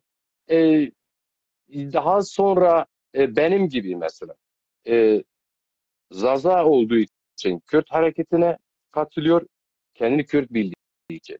Ama bütün geçmişini kendi ana dilinin bir gün özgürlüğüne kavuşacağı umuduyla yaşamış, zaman vermiş bir insan olarak 5-6 yıldır, sen daha 5-6 yıldır doğdun gibi bir nokta var, bir yaklaşım var. Yani bu 3-4 kesimde de var, yani bu bana dönük var. Bir tarafta hem benim müstakil Zazalığıma sahip çıkışımdan dolayı geçmişte içinde yer aldığım kesimler zaten farklı bir yaklaşımları, tepkileri, hatta başını keseriz diyenlere kadar ileri gidenler oldu. Bir tarafta da ya bu aile bizimdir, diğeri de yok bu aile ben kurdum, yok biz kurduk, biz vardık. Biz önce bize itaat edeceksiniz. Yani günde 5 vakit namaz kadar gibi bize itaat edeceksiniz, bizi zikredeceksiniz. Böyle yapmazsanız dürüst değilsiniz, işbirlikçisiniz, Kürtçüsünüz, Türkçüsünüz, şusunuz, busunuz yaklaşımı. Bu yaklaşım, bu liderlik yaklaşımı değil, bu politik yaklaşım hiç değil. Bu aynı zamanda şekilde Dezapar'da da kendini sirayet etti. Başka bir şekilde. Yani ben diyorum ki bunu biz yarattık. Sen ele geçirdin. Dolayısıyla sen kötüsün. Siz kötüsünüz. Siz iş yapamazsınız. Siz iş göremezsiniz. Biz birbirimizle uğraştık. Benim bu 5 yılda gördüğüm şu özeti bu. Birbirimizle uğraşırken dedikoduları yaptık. Bazıları açık söyleyeyim. Sayın Çağdaş gibi belki canlı yayınları açıp da bak ben eleştiri ustumunu yine de söylüyorum. Açık söylüyorum. Kendilerine birebir söylemişim. Hiç beğenmiyorum. Yani insanlara kuyruk isimleri takarak eleştiri yapamazsınız. Bu eleştiri değil. Az önce ben izledim. Sayın Çağdaş diyor ki ben kimseye hiç hakaret etmedim. Belden aşağı falan yapmadım. Eleştiri yapıyorum. Eleştirinin de bir e, dozajı olduğu gibi eleştirinin de bir ahlakı vardır. Kimse kusura bakmasın. Sen mesela yeni kurulan bir Türkiye Partisi herhangi bir partinin genel başkanına hitap ederken sayın falan kes dediğin zaman Zaza halk iradesinin kongresinin senin de emeği olduğu bir yaptığını seçtiği bir genel başkanı eksiği yetmezliği ne olursa olsun ona kuyruk takarak hitap ettiğin zaman Zaza hareketine zarar veriyorsun. Bu noktada sırf Dezapar değil aslında oraya işaret etmek istiyorum. Diğer kesimler de öz eleştiri verirseler Zaza birliği olur. Zaza kolektif kadro örgütlemesi ortaya çıkar. Yok herkes birbirine küs, birbirine konuşmadığı için arkadan konuşmakla bazıları canı sıkılan canlı yayınlar çıkarak zazacılık yapılmaz. Bu sosyal medya zaman kaybı olur. Nasıl değerlendiriyorsun bilmiyorum. Buna e, ekleyeceğiniz bir şey yoksa biz güncele geçelim diyor. Ya Ben bir şimdi bu değerlendirme yaptım aslında. Yani biraz. yani Evet. vurgular önemli tabii, ben onu söyleyeyim de. Yani şimdi şöyle bir şey var. Böyle bir gerçekliğimiz var. Yani şimdi Zaza toplumunun bahsettiğimiz, yani en azından bir özet şeklinde çerçevesini çizdiğimiz gerçekliği üzerinden baktığımızda şimdi toplum örgütsel, yani örgüt kültürü, yani demokratik örgüt kültürü, örgüt hiyerarşisi, kurum ve kurumsal bir hiyerarşi, örgütsel kurum bir tanrılığı yok. Bu tanrılığı olmadığı için şimdi Zaza aydınları, Zaza demokratları, yurtseverleri e, bu anlamda çok sıkıntılı özellikler de var. Şimdi bir de ideolojik olarak da çok ciddi anlamda problemleri var. Kültürel olarak da problemleri var. Yani yaklaşımlarındaki bahsettiğiniz bu farklılıklar ve farklılıklar üzerindeki yaşanan problemler temelde ideolojik olarak yaşadıkları problemdir. Yani ideolojik kaynağı var bunların elbette ki. Bunların ideolojik kültürel kaynağı olmakla birlikte bunları ancak giderebilecek yani demokratik bir mekanizmanın, örgütlü mekanizmanın yaratılması. Şimdi örgütlü bir mekanizma aygıtın oluşmadığı için ya da evet Zaza Hareketi kültür, sanat, yani dil ve kültür sanat temelli gelişen bir harekettir. Bu hareketin esası, yani çıkışı bu temellidir. Esas da diaspora menşeli bir harekettir. Yani bunu dün de ifade ettik. E, Ama şöyle bir gerçeklik var. Yani dönem dönem atılımlar yapmış. Dönem dönem kendi çapında atılımlar. Bu kastettiğim çok devasa şeyler olmamakla birlikte önemli çıkışlar yapmış. Fakat sonrasında bu çıkışla bir süreklilik, yani örgütlü bir sürekliliğe dönüştürememiş. Yani kurumsal bir sürekliliğe, bünyeye dönüştürememiş bir gerçekliği var. Kesintiye uğramamış, tam kesintiye uğramış bir sürekliliği var. Ve bu e, yani çıkışıyla günümüze kadar baktığımızda e, önemli mesafeler kat etmiş, önemli gelişmeler kat etmiş. Fakat dediğim gibi örgütsel bir mekanizmaya, örgütsel bir özneye, örgütsel bir siyasal özneye dönüşemediği için bir örgüt kültürü, bir demokratik kültürü, bir tahammül kültürü, bir ideolojik olgunluk kültürü, bir ideolojik bu yönüyle e, kapsayıcı bir ideolojik olgunluk kültürü yaratamamış. Yani kendi özgün ideolojik kültürünü yaratamamış. Bunun kültürel altyapısını, dokusunu, bunun siyasal dokusunu, bunun siyasal olgunluğunu yaratamamış. Dolayısıyla bugünkü yani birçok bu meselede emek vermiş, çaba harcamış, özveride bulunmuş, bugüne kadar gerçekten büyük bedeller ödemiş birçok kimse de tutalım da gruba kadar çok ciddi sorunlar var. Çok ciddi problemi yönleri var. Çok ciddi ideolojik anlamda sorgulanması gereken, mücadeleye zarar verebilecek tutumlar var, söylemler var, davranışlar var. Bu birçok kesimde var. Bunu birçok kesimde tespit etmek mümkündür. Yani bu tespitler tabii bunlara da ben ayrıca bir kafa yorduğumu söyleyebilirim. Yani bu meseleler tek tek irdelenebilir ama burada sıradan bir kim olursa olsun, sıradan bakan, yani bu mesele biraz e, alakalı olan her bir Zaza yurtsever bunu görebilmesi mümkün. Yani bu tarz davranışların aslında kaynağına da aslında biraz irdelediğimizde görmek mümkündür. Temelde ben çok dağıtmadan şunu söyleyeyim. Yani dediğim gibi bu örgütlü bir mekanizmanın, demokratik bir örgütlülük, demokratik bir kurumsal mekanizmanın oluşmamasından dolayı, yani o kurumsal sürekli sağlanmamasından dolayı bir örgütlülük, yani kayda değer bir örgüt kültürü, bir kültür, yani bu alanda bir kültür kavramı da yaratılmamış. Yani dolayısıyla siyaseti daha bir olgun zeminde, daha bir sağlam zeminde, daha bir yapıcı zeminde yürütebilecek bir gerçekliğimiz maalesef oluşmamış. Ama şöyle bir şey yok. Yani bunlar elbette ki sadece Zazalar özgü şeyler de değil. Yani emin olun bütün siyasal yapılarda bu Türk siyasal yapılarını, egemen Türk siyasal yapılarını bir yana bırakırsak, yani Kürt siyasal yapıları çevrelerinde tutalım da sosyalist yapıları da, birçok siyasal yapıda bu özelliklerin, bu ve buna benzer özellikler var. Yani bunlar olacaktır. Yani yarın Zaza hareketi daha örgütlü, daha güçlü, daha görünür bir yapıya, bir organizmaya, bir örgütsel organizmaya, aygıta kavuştuğunda da bunlar olacaktır. Ama şöyle bir şey var. Yani biz bugünden bunlarla yüzleşirsek, demokratik bir kültürle, demokratik bir öz eleştiri mekanizmasına oturtursak, bu demokratik eleştiri ve öz eleştiri mekanizması da kişilere göre değil, yani iktidar mekanizmasına göre değil, tamamen gerçekten demokrasinin normlarına, yani demokratik kültür normlarına göre bunlar oluşturulursa ve bunlar toplumun, yani en azından bu örgüt başta bu toplum adına hareket eden, kalem oynatan, söz söyleyen, aktivizmde bulunan, politik aktivizmde bulunan bireyler toplamına tutalım da kurumlara kadar bunu oturtursak, yedirirsek, bu emin olun ki topluma da yansıyacak ve bu doğanda daha etkili bir örgütsel mekanizma, daha etkili bir örgütlü toplum yaratacaktır. Yani bunu her şeyden önce demokrasi kültürü oluşmuş olacaktır. Demokrasi kültürün olmadığı yerde, o kültürün oluşmadığı yerde demokrasi sadece bir söylemden, bir kavramdan ibaret kalacaktır. İdeolojik olarak bunun Evet. nasıl tanımladığınız önemli değil. Bu söylemden ibaret kalacak. Dolayısıyla bizlerin de böylesi demokratik bir örgütsel mekanizmamız, sürekli sağlanmış demokratik bir örgütsel mekanizmamız olmadığı için, oluşturulmadığı için bu tarz siyasal, kültürel olgunluktan yoksunluğumuz e, da beslediği kişisel egolardan tutalım da bir yıl ideolojik saplantılar, çeşitli durumlar, yani durum olarak tespit edeceğimiz çeşitli negatif durumlar var. Yani hastalık olarak düzeyinde diyebileceğimiz maalesef bir durumlar var. Zaten şu anda çok güçlü bir potansiyelimizi harekete geçirmememizin önündeki en temel engellerden birileri, yani belirleyici engellerden bazıları da bunlar diyebilirim sana. Ve bunları da Yani aşmak zorundayız. bu Bunlarla da yüzleşmek zorundayız. Yani bu meseleleri de gerçekten yer verip irdeleyip kırıp dökmeden, ötekileştirmeden, yani ülkemizdeki bütün siyasal yapıların bu yönde maalesef çok böyle yapıcı şeyler de olmamış. Yani kimi şeyleri parantez açarak söylüyorum. Çok öyle bu konuda çok yapıcı bir pratik geliştirmemiş. Umarım Zaza hareketi böylesi bir pozisyona düşmez.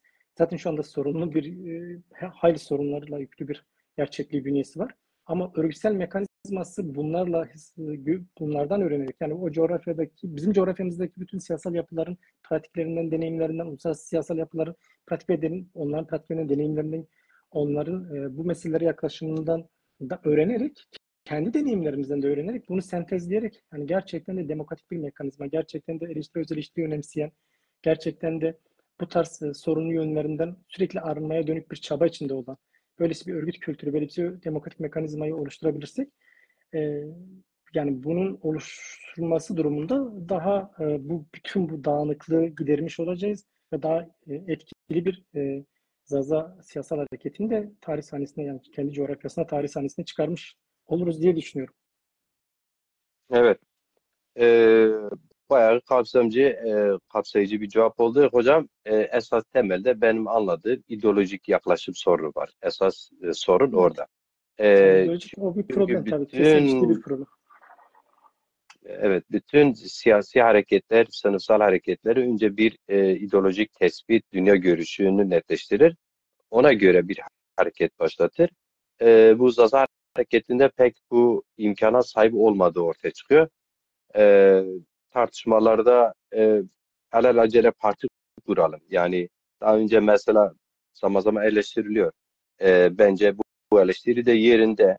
Tamam, objektif ve subjektif koşulları ortaya çıkmıştı. Çoktandır Zaza siyasi hareketi olması gerekiyordu, yasal parti olması gerekiyordu ama e, yani biraz böyle akşam yattım, sabah kalktım, biz bir parti kuralım. anlayışı biraz daha hakim olan bir süreç geçirildiğini düşünüyorum. Çünkü Bu e, konuda özür dilerim bir şey söyleyeyim mi? Bu konuda ciddi bir şey vurgulamak istiyorum. Bu konuda sana katıldığımı söyleyemem. Bu son derece subjektif bir yaklaşım olur. Öyle akşam kalktım sabah bir parti kuralım süreci yaşanmadı. Onu belirteyim öncesine. Birçok arkadaş bu sürecin içinde yani çok geniş bir kesim dahil edildi. O genişin de zaten bir parti örgütü yaratılması durumunda, onun sürekli sağlanması durumunda onun kendi potansiyelini katlayıp gelişebilme dinamikleri fazlasıyla vardı. Fakat o akamete uğratılmasının sebepleri bugün gelen aşamada parti bu noktaya getirilmesi o yani ki bir kez de söyleminizle çelişiyor. Objektif ve subjektif koşulları varken diyorsunuz ve bunun ben de katılıyorum. Objektif ve subjektif koşulları vardı önemli ölçüde. Mükemmel değildi ama önemli ölçüde vardı. Objektif ve subjektif koşulları vardı söylemini kurduktan sonra bu peşinden getirdiğini söylem hem sizi çelişkiye itiyor onu belirteyim, sürüklüyor. Hem de zaten bunun bir gerçekliği yoktu. Çünkü yani hiçbir parti örgütü bizim gibi toplumsal sorunlardaki parti örgütlüğü öyle yüzlerce, binlerce, on binlerce kitleleri peşine sürükleyip bir anda tarih sahnesine çıkmamıştır. Çıkmaz da yani bunun hiçbir toplumun tarihinde yoktur. Yani hiçbir halkın tarihinde böyle bir şey yoktur. Bizim de kaldı ki zaten dinamikler şeyler var. Yani bunun altyapısını oluşturan diaspora menşeli olsa da ülkede de bunun altyapısını oluşturan dinamikler vardı. Yani ciddi bir şey de vardı ama tabii ki çok mükemmel değildi. Şöyle bir tablo çizmiyorum. Yani çok mükemmel dört dörtlüktü. Fakat ihtiyaçlar bir noktada onu dayatıyor ve şöyle bir gerçeklik vardı. Yani gençliğinden tutalım da çok önemli bir dinamik vardı. Yani gençlikten tutalım çok önemli bir dinamik vardı. Hemen hemen bütün Zaza yerleşkelerinden insanlar vardı. Bu 3-5 kişiden de ibaret değildi yani. Vardı ve bunlar önemli bir hocam şeye tekabül ediyordu. hocam izninizle şunu kastediyorum. Yani tabii ki katılmadığınız noktaları söylüyorsunuz, söylemeniz de gerekiyor. Şimdi ciddi bir ideolojik hareket kadro grubu olarak ortaya çıkmış olsaydı benim görüşümdür. Ben takip Hı hı. ettim bütün ideolojik partilerin bir 10 yıllık geçmişi var. İdeolojik tartışma, araştırma, inceleme, ittifaklarını belirleme, değil mi? Karşıtlarını belirleme net olarak Hı. e, programlayarak yani böyle manifestosunu yazarak. Böyle bir ciddi kadrolaşma hareketi olmuş olsaydı sanırım bugün bu kadar dağınık olmazdı. Başkaların deyimiyle sızıp da ele geçirmezdi. Kastım bu, ideolojik. Bu kadro yeteri kadar değil. Yani mesela ben de e, şunu biliyorum, araştırmalarım var. E, Bir nevi sabah akşam yattım, sabah kalktım eleştirimin bir altyapısı şöyle vardır hocam. Siz evet çok büyük emekler verin, tartıştınız, aydınlarımızla tartıştınız ama e, şöyle bir durum yok mudur? Yani sizce 10 sağlam kadro, kendine güvenen, ideolojik olarak programlanmış, tüzüğünü belirlemiş bir öncü kadro, ideolojik kadro olmuş olsaydı parti bugün bu halde olur muydu? Birincisi bu. İkincisi madem ki karabalı bir kadro vardı, bu kadro nerede? Sormazlar mı? Yani mesela sonradan dahil olanlar diyelim ki hadi Tavale Partisi. Bana göre Tavale de değil. İsmi var. Tavale'de biliyorsun dükkanın önüne de bile Tavale asarsın. İsmi belli olsun. Bizim açılmış yerimiz merkez aktif olan yer yok ki Tavale'si olsun. Ama isim olarak var. Yani böyle bu duruma düşer miydi? Yani bu eleştiri ben o niyetten Tam yapıyorum. orayı biraz açayım istersen. Şöyle diyeyim. Mesela Evet. bir kez Zaza Hareketi'nin yani oluşumu, tarihsel gelişim, tarih sahnesine çıkışına baktığımızda kendi dinamiklerine oluşum sürecine baktığımızda yani Avrupa'da her ne kadar diaspora menşeli olsa da oralarda çok ciddi bir bahsettiğiniz bu niteliği de yani en azından mükemmel düzeyde olmasa da zaten mükemmeliyetçilik çok da isabetli bir şey değil ama e, önemli bir ideolojik altyapısını oluşacak kadro da vardı. Keza ülkede de bu yönlü hiç küçümsenmeyecek kimseler vardı yani böyle bir şey yoktu diyemeyiz. Yani bir gerek parti içinde olmasa da ama partinin zamanla bunları içine alabileceği, bunları e, zamanla kendi örgütüne dahil edebileceği böyle bir kadro gerçekliği vardı. Fakat şöyle bir şey yok yani parti örgütlülük yani hiçbir örgütlükte şöyle bir şey yok. Yani ideoloji bahsettiğimiz nitelikte bir ideolojik kadro yaratıp da o ideolojik kadro üzerinden bir siyasal aktivizme giremezsiniz. Evet o nitelikte belki olmayabilir. O nitelik zaten süreç içinde örgütün yani örgütlüğün kendisinin süreç içinde oluşturabileceği bir şeydir. Yani hiçbir örgütlük dediğim gibi bir anda bu bahsettiğiniz niteliklere, bahsettiğiniz özelliklere yani o durduğu yerde kavuşarak bunları o pratiğin içine giremez. Bunları pratik içinde kazanır. Bir kez örgütlülük bir ihtiyaçtır. Önce şunu tespit etmemiz lazım. Örgütlülük bir ihtiyaç. Yani üzerine şekillenir. Örgütlülük ihtiyaç dışında subjektif istemlerle, arzularla, hayallerle olabilecek bir şey değil. Bütün örgütlülükler, istisnasız bütün örgütlülükler ihtiyaç üzerine şekillenir. İhtiyaç üzerine vücuda gelir. Bahsettiğiniz dediğim gibi yani eğer hayallerle, subjektif niyetlerle ve benzeri eğilimlerle oluşacak örgütlerse yani bu tarz örgütler mümkündür ama bunların da yenilgi alması, bunların da madde altyapısından yoksun olmasından dolayı yani madde altyapısının olmadığından dolayı bunlar çok çabuk sönerler. Bunlar çok çabuk pratik tarafından bunlar tüketilirler. Ama şimdi önce şunu yapmak lazım. Yani biz bu şey yaptığımızda da şöyle bir şey yoktu. Kuşkusuz eksikleri vardı ama ben inanıyorum birçok arkadaşımıza aksılık yapmamak lazım. Burada keza Yılmaz Hoca da var. Birçok arkadaşımız var. Yani şöyle bir aksılık da yapmamak lazım. Bu arkadaşların hepsi de yani belli yönlerde bizler hepimiz de bunu irdeledik yani. Mesela bir kez şunu tespit ettik. Burada bir durum var, bir sorun var. Yani bir toplumsal altyapı var, bir madde altyapı var.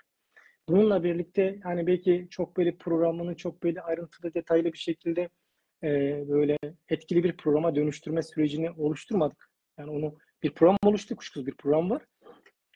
Eksikleri olabilir bu programın. Bu da son derece mümkündür. Yani halihazırda yeni bir oluşumdur, yeni bir örgütlülüktür. Yani son derece yenidir bu anlamda. Tecrübesinin getirdiği eksikler olacaktır. Fakat bunlar da giderilecek eksikler değildir. Ama o günün koşulları içinde bence bu bahsettiğimiz meseleleri epeyce kafada patlatıldı, tartışıldı. Yani şöyle bir şey yok yani mesela bu hareketin zaten potansiyellerini bizler gördük. Yani evet belki ekonomik olarak ciddi eksiklerimiz var, çıkmazımız vardı. Çeşitli yönleriyle bu hareketin eksikleri vardı, çıkmazları vardı ama zorlukları vardı. Fakat bu hareketin potansiyelleri de vardı. Yani bir örgütlüğün, yani olası bir hareketin oluşması, olası bir örgütlüğün yaratılması kendi potansiyellerini de harekete geçirecekti. Doğan'da bu potansiyellerini öz potansiyellerini harekete geçirmesiyle bu hareket bir örgütlük bir harekete dönüşür hesabıyla ki öyle bu potansiyeller de yabana atılı potansiyeller değil. Hesabıyla zaten bu örgütlüğe gidildi. Halen bu potansiyeller var ve şu konuda da ben belirteyim yani bu dinamikler, bu potansiyel dinamikler hiç yabana atılacak şeyler değil. Tekrar vurguluyorum. Siyasette de insan şöyle bir şey yok yani masa başında oturursunuz, kurgularsınız. Dört dörtlük bir siyaset belgesiyle dört dörtlük bir projeyle, dört dörtlük bir tasarımla siz bir siyaseti örgütleyemezsiniz. Hiçbir hareketi örgütleyemezsiniz. Hiçbir örgütü örgütleyemezsiniz. Böyle bir şey yoksa yani gerçekçi olmak gerekiyor. Toplumsal diyalektiğe, doğaya, biraz toplumsal doğayı biliyorsa bunlar böyle ifade ettiğiniz gibi işte kafamızda çok mükemmel, çok zeki beyinler olarak bizler bu meseleyi keşfederek bir anda işte zihnimizde bunların programını oluşturup tak tak tak tak peş peşe bunları kusursuz bir şekilde hayata geçirme şansımız yok.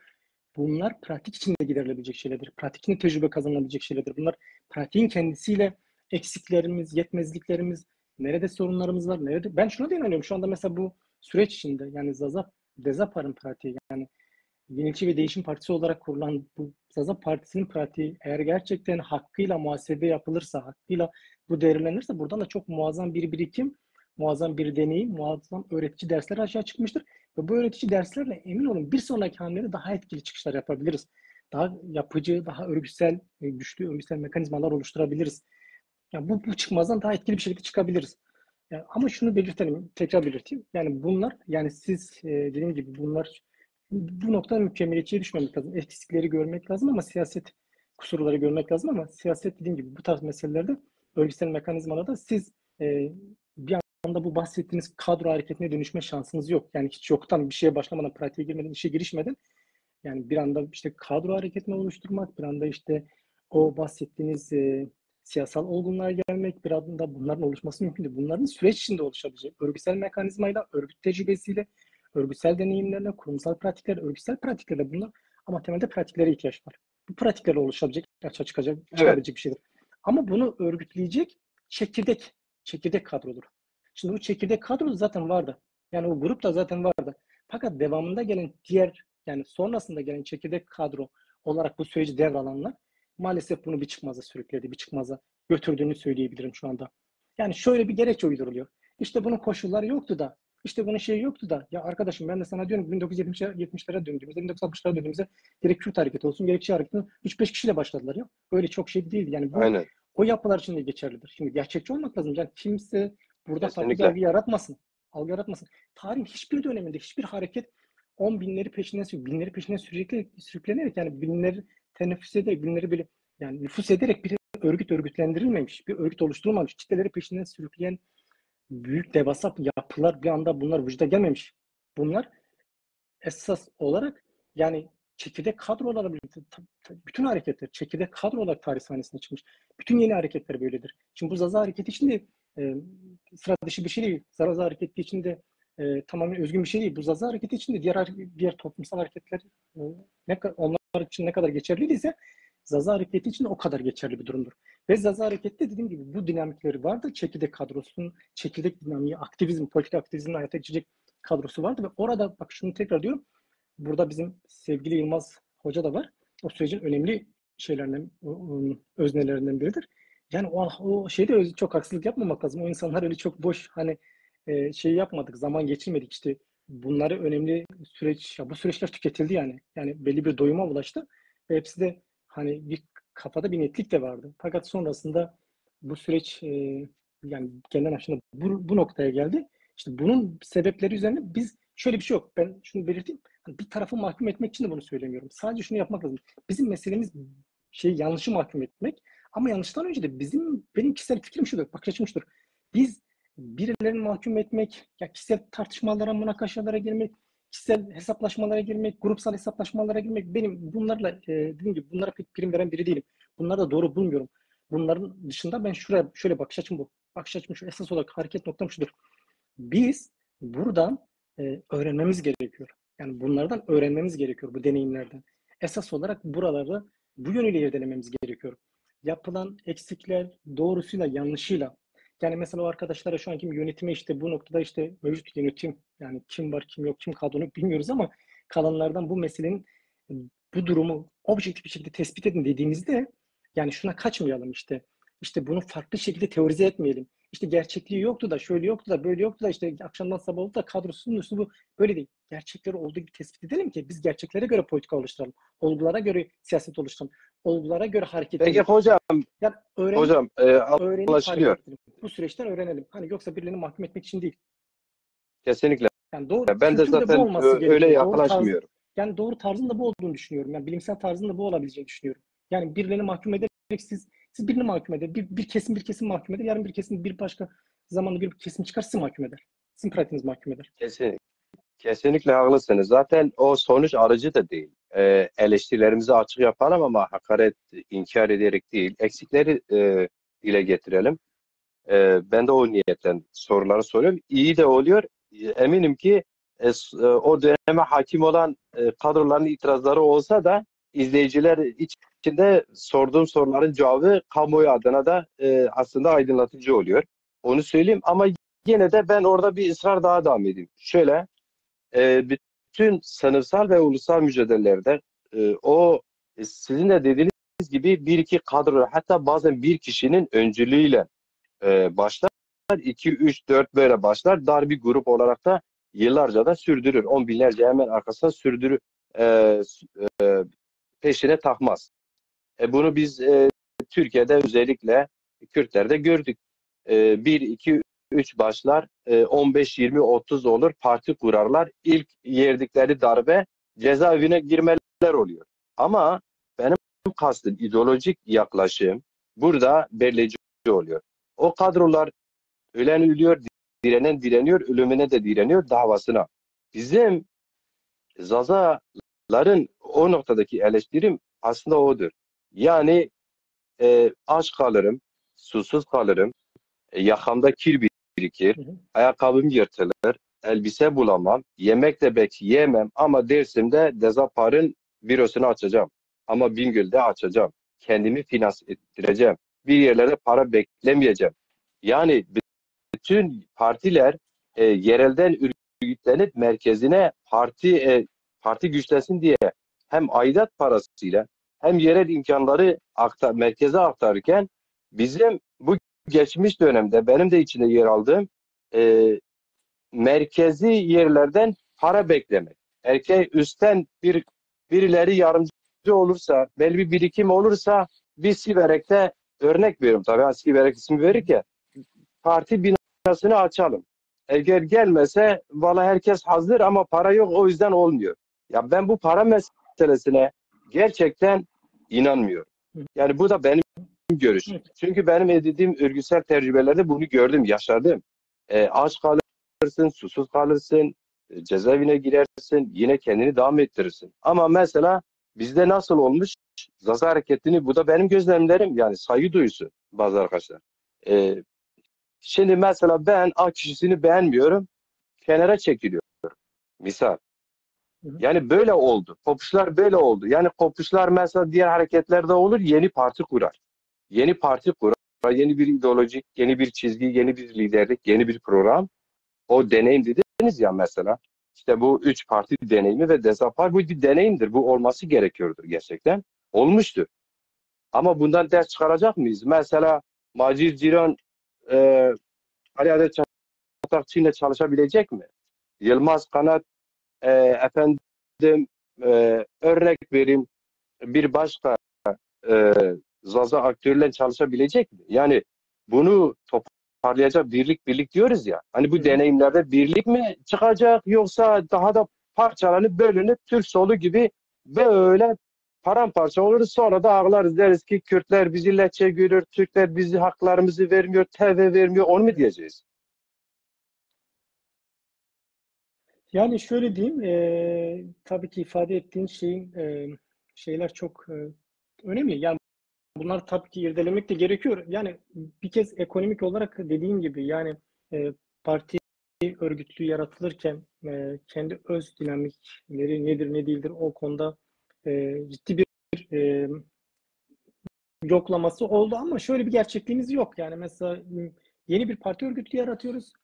Yani bu yeni parti örgütlüğün işte kendi kurumsallaşmasını e, şimdi böyle çok mükemmel bir taslakla, mükemmel bir pratikle oluşturma şansı olmadı zaten. Çünkü yeni bir örgütlüktür, yeni bir örgütlenmedir. Doğal da tabiatıyla eksikleri vardı. Yani ekonomik ekonomik boyutta ciddi sıkıntıları var ve bunun e, sancılarını yaşadı elbette ki. Ama bunlar aşılabilecek şeylerdi. Yani ciddi bir örgütlükle, yani böyle kayda değer bir örgütlükle e, yani bunlar aşılırdı bir şekilde. Bunlar aşılmaz değil mi? Bunlara şey açılırdı. Yani belki çok istenilen düzeyde olmasa ilk etapta en azından kendi yanında kavrulabilecek bir parti örgütü yaratılabilirdi. Yaratılma dinamikleri de vardı. Şimdi onu belirteyim. Diğer yönüyle yani zaten ben başta bazı şeyleri vurguladım aslında o yani o e, geçmişten gelen işte bir örgüt kültürünün olmaması. Yani mesela 40 yıllık bir Zaza hareketi, yani 40 yıllık bir bu yönlü bir yapı var. Yani dağınık da olsa, işte örgütlülük anlamında kaydeder bir örgütlülüğü olmasa da 40 yıllık bir durum var. Fakat bu 40 yıllık süreç içinde e, bir örgüt kültürü, bir örgüt mekanizması, bir örgüt yapısı oluşmadığındandır ki yani birlikte çalışma, birlikte iş kültürü, birlikte iş görme, yani bunun demokratik mekanizmaları, bunun tahammül bunun tahammül kültürü, bunun ideolojik yaklaşımları oluşturulmamış. Şimdi elbette ki ideolojik olarak yani şimdi bu kolektifi oluşturan, yani bu mevcut kolektifi oluşturan bütün bireylerin çeşitli toplumsal tabakalardan, çeşitli toplumsal kesimlerden gelmelerinden ya da çeşitli inanç gruplarında sosyolojik yapıları gereği, yani içinden çıktıkları sosyolojik doku gereği çeşitli ideolojik yaklaşımları var, çeşitli kültürel e, durumları var. Yani kalıpları var, kültürel kalıpları var. Onlara bağlı olarak da siyasal tepkiler, onlara bağlı olarak da bakış açıları biçimleniyor. Onlara bağlı olarak da yani meselelere yaklaşımları şekilleniyor. Tabiatıyla yani bu sorunlar olacak. Bu emin olun yani daha değerli toplu, daha güçlü, daha dinamik bir örgütlülük açığa çıktığında da bu olacak. Yani daha derin tartışmalar, daha yoğun tartışmalar, daha etkili tartışmalarımız olacak. Ama şöyle bir şey var ki bu işte temelde örgüt mekanizmasını oluşturamamızdan ileri geliyor. Yani gerçekten de Zazaların büyük problemi şu. Sizin de ifade ettiğiniz gibi birlikte iş yapamama kültürü var. Yani kişisel kapışmalardan tutalım da bir yıl ideolojik sapmalara, bir yıl işte kültürel saplantıları, hastalıkları, kişisel hastalıklarından tutalım da takıntılarından birinin olumsuz yönleri var ve bunlar yani şu gün itibariyle yani buradan geriye dönüp baktığımızda inancım odur ki yani Zaza Hareketi'nin tarihinde zaten Zaza Hareketi'nin en büyük handikaplarından belki kolektif bir mekanizmanın oluşmamasının, yani kolektif iş yapılmamasının, kolektif örgütlük kültürünün yani kolektivizmin oluşmamasının, oturmamasının bu sadece örgütsel mekanizmada değil. Yani bu bütünüyle yani siyasetinde de politik aktivizmi açığa çıkarmada da işte kültürü oluşturmada da işte bütünüyle ya baktığımızda yani bu şeyin olmamasından geliyor. Örgütlülüğün olmamasından ileri geliyor. Yani bir kolektif örgütlenme Hocam olsaydı şöyle mesela şöyle bir şey var. Bir şöyle bir kolektif örgütlenme hatırlatma yap. olsaydı Bir özür dilerim. hatırlatma olsa. Bir örgütlük yani Hı. kolektif bir örgütlenme olsaydı yani kayda değer bir örgütlük olsaydı ben şuna inanıyorum. Yani biraz da böyle deneyim kazanmış bir bireyin yani şöyle bir lüksü yok. İşte A kişili B kişili işte kişisel hesaplar üzerinden kişisel münakaşalar üzerinden çalışmama ya da onunla birlikte iş yapmama gibi bir şey içine girmezdi. Evet fikirlerine katılmayabilirdi. Kendi fikirlerini çok farklı mekanizmalarda ifade edebilirdi. Kurumun ona tanıdığı hukuk mekanizmaları gereği, hukuksal hakları gereği kurumun işte belli mekanizmaları yani kurumun organları var. Belli organlarda bunların kendi görüşlerini ifade edebilirdi. Demokratik süreçlerde bunları dillendirebilirdi. Kurumsal anlamda bunların mücadelesine verip bunların yönetime yani bunlar kurumsal politikaya dönüşmesi için de onun kurumun yani örgütün ona tanıdığı demokratik hakkını kullanarak onu demokratik bir disiplin içinde bunu yürütürdü. Ama aynı zamanda o süreçler tüketildikten sonra da mevcut örgütsel yapının yani kurumsal yapının belirlediği politikalar, resmi politikalar da olsa da hareket ederdi, eyleme girişirdi. Yani o durumda şöyle bir şey yok. Yani o kişi kendi fikirlerini demokratik mekanizma kurumundan tanıdığı haklar gereği bunları gerekli organlarda ifade eder. Bunların mücadelesini verir. Bunlar esas olması haline gelirdi. Ama bu süreçler tüketildiğinde pratiğe girişirdi. Ama işte bu örgüt mekanizması olmadığında, örgütsel mekanizma olmadığı içindir ki o kurumsal organlardan da o demokratik mekanizmalardan o kurumsal haklardan da yani örgütsel haklardan her biri için bağlayıcı olacak örgütsel haklardan o tüzükten de mahrum o yani toplumda tüzük ya da işte kurumun hukuk belgesi değil mi, hukuksal mekanizmasından da mahrum kalmış bir bünye gerçekliği var. Yani bir de şöyle bir şey var yani dağınıklık bu parçalılık bu çok parçalılık dağınıklık bölgecilik vesaire bunun temelde bölgecilik var.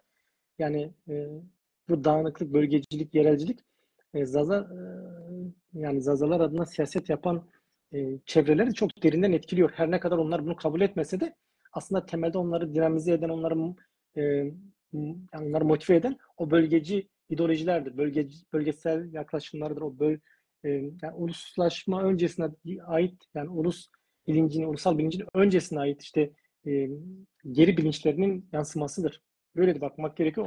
Onlar Feodal ideolojik yaklaşımlar. yansıma. Feodal yaklaşımlar vesaire işte yani feodal da başta olmak üzere evet farklı ideolojik yaklaşımlardır. Yani bölgesel ideolojik yaklaşımları var. Yani kimisinin yani dediğim gibi mezhepçi tutumlar var, dinsel tutumlar var işte çeşitli siyasal yapılarla geçmişleri olan çeşitli siyasal yapılarla taşıdığı ideolojik hastalıklar var tamam mı? Yani var da var yani. Bu mesela yapıya baktığımızda, mevcut Zaza yapısına baktığımızda çok çeşitli yani çok zengin böyle çeşitlilikte bir gerçeklik var, bir realite var karşımızda ve bunların hepsi toplamda kaynaklarıyla birlikte maalesef tarihsel kaynaklarla, dinamikleriyle birlikte bizim şu anda müzdarip olduğumuz, karşılaştığımız durumlardır.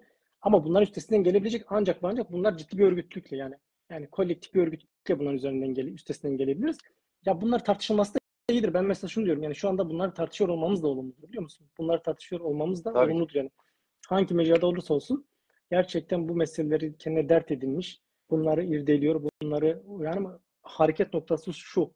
Yani ulusal bir örgütlük yaratmak, ulusal bir yapı yaratmak, örgütlü yani daha etkili bir örgütlük, bir siyasal örgütlük yaratmak kaygısıyla hareketten, bunun samimiyetiyle hareketten, bunun işlemiş şekilde bunu inanarak, bu motivasyonla hareket ederek bu tartışmaları yürüten kim olursa olsun, hangi mecrada olursa olsun bu tartışmalar olumludur. Bunlar gelişme katkı sunar. Yani bunlar sağlık belirtisi benim kişisel görüşüme göre. Yani.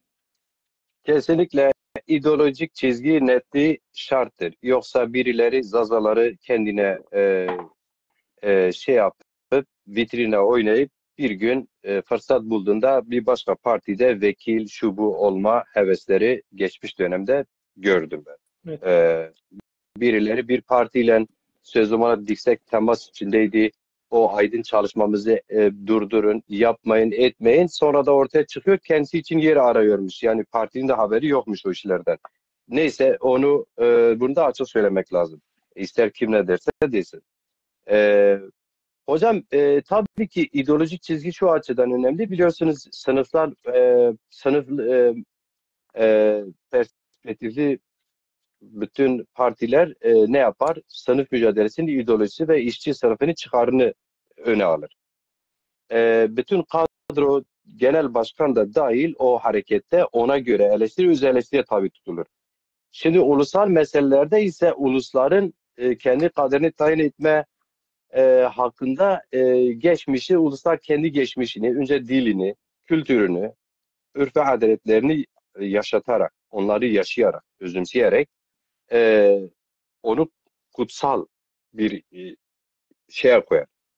Ve kendi bayraklarının ulusal renklerine sahip çıkar. Onlar üzerine yemin eder. Varsa o harekette hayatını vermiş, emeği geçmiş onları anarak toplantılarında olsun, seminerlerinde olsun vesaire. Bunlar genelde Zaza Hareketi'nde görülmüyor. Biliyoruz, değerlerimiz var. Devri daim olsun. Söyledik, tekrar etmeye gerek varsa bunu henüz Zaza genel toplum kesimlerine tamam mal olmamasıyla birlikte Zaza aydın çevreleri tarafında Sayın Ebu Bekir, Sayın Faruk Eren'i, Gagançarları anarlar. Ama henüz marjinaldir. Onu kastediyorum. Yani hareketler tabii ki bazı değerler üzerinde o yükselir, tavan bulur, öyle büyür. Burada da bir eksiklik ben görüyorum. Tabii ki bütün bunları geniş olarak analize ihtiyaç var diye düşünüyorum. Biz güncele gelirsek az önce vurguladığım Dezapar geçen sene Eylül ayında yapması gereken kongresini yapamadı. Dezapar'ın genel başkanına seçilen kongre tarafı, kongre iradesini seçtiği genel başkanı da sosyal medyada birkaç kere istifa etti. Biliyorsunuz hani okumuşlarımız bilirler istifa nerede yapılır. İstifa nerede yapılır? Gider Yargıtay'a istifanı verirsen ondan sonra varsa emanetine, emeğine herkes teşekkür eder. Yeni bir kongre toplarsın. Ya toplayamazsa gidip istifanı verirsin, başkalarını önü açarsın. Çünkü bu hareket Zaza hareketidir. Bunu sizler kurdunuz, kim kurdu? Hepsine büyük saygımız var. Bunlar sürekli anılması da lazım belki ama sonuçta önünü de açmak lazım. Önü açılmıyorsa Zaza hareketine niye önü açılmadığına dair birileri öz eleştiri verilmesi lazım. Bunu da yapamıyorlarsa zaten Zaza halkı yurtsever gelecek, Zaza yurtsever halkının geleceğinde yerleri olmaz. Onu kesinlikle söyleyeyim. Çünkü 4-5 yıllık bir zaman kaybı büyük bir kayıptır. Bunu sorgulamak, hesabını sormak da bizim hakkımız. Gece gündüz eğer biz halkımızı farklı düşünsek de, farklı birbirimizi anlamasak da farklı yönlere çeksek de böyledir. Benim şahsen birey olarak ne Kürt hareketinde maddi kürsü, sandalye, bir makam hevesim vardı, ne Zaza hareketinde var. Elimde ne geliyorsa onu yaparım. Genel başkan olmak gerekiyorsa ona da varım. Çaycı da olmam gerekiyorsa ona da varım. Sırf basıncı olmak gerekiyorsa ona da varım ki yapıyorum. Şimdi o Zaza Aydın hareketi de her biri bir yere çekti. Çünkü birkaç merkez var. Bizim Zaza hareketinde benle başlamamışsa yanlıştır. Kesin şudur. Kürt hareket bize diyor ya işte devlet projesi. Zazalar da bunu birbirine söylemeye başladı yani. O öyle akıbeti belli oldu. Siz de o çalışmanın içindeydiniz. Çok da biliyorsunuz. Yani iki cümlere değinebilirsiniz. Şimdi o genel seçim süreciydi. O çalışmanın amacı da müstakil bir Zaza Cumhurbaşkanı adayı göstermekti. O güç de vardı. Siz işin içinde olduğunuz için maddi olarak da o gücü kimlerin karşıladığını Zaza yurtseverleri isim vermek gerekirse verilir. Maddi olarak da o güç vardı. Örgütsel olarak yeterli değildi. Belki ama büyük bir heves, bir heyecan vardı. Akibete uğradı. Yine bu yaklaşımlardan dolayı. Ve gelelim şimdi yeni bir seçim sürecine geliyoruz. Yerel seçimlere kaç ay kaldı hocam? Biz şimdi Ağustos'u bitirdik. 9. aya giriyoruz. 9, 10, 11, 12 Mart ayına kadar 7 ay gibi bir süreç var. Zazaların partisi hala nerede istirahatta ya da nerede okuyor, nerede yatıyor da belli değil. Hatta genel başkan nerededir? O da belli değil. Kimse duyduğu, gördüğü bir yerde de yok yani. Artık kayıp mıdır, firarda mıdır onu da bilmiyorum. Şimdi bu durumda ne yapılabilir? Yani biz hep böyle 3-4 yıldan sonra tekrar ben yaptım, ben ettim diyerek mi tek kalırız? Yoksa gerçekten ciddi bir ders çıkarıp yeni bir örgütleme ihtiyaç var mıdır? Ya şimdi bir kez yani bu ifade ettiklerinizden hareketle meseleye yaklaşırsak zaten benim işte programın başından beri ifade etmek istediğim örgütsel mekanizmaya, kolektif örgütsel mekanizmaya aslında işaret ediyorsunuz. Onu söyleyeyim yani. Yani bir kez bu meseleyi bireylerin inisiyatifinden çıkarmak, insafından çıkarmak, bireylerin insafına terk etmemek için bireylerin kaprisine, takıntılarına, hesaplarına, kendi kişisel ajandalarına terk etmemek için bu meseleyi buradan çıkarmak gerekiyor. İşte bunun için diyorum ki her bir Zaza yurtseverinin, her bir Zaza devrimci demokratının, her bir Zaza samimi aktivistinin, entelektüelinin bu meselede kafa patlatmayı çok böyle derin şey de gerek yok. Artık burada gerçekten taşın altına tabiri caizse kolektif bir şekilde elimizi koyup bu örgüt mekanizmasını bireylerin insafından çıkarmak gerekiyor. Yani bireylerin takıntılı ideolojik yaklaşımlarından sıyırmak gerekiyor.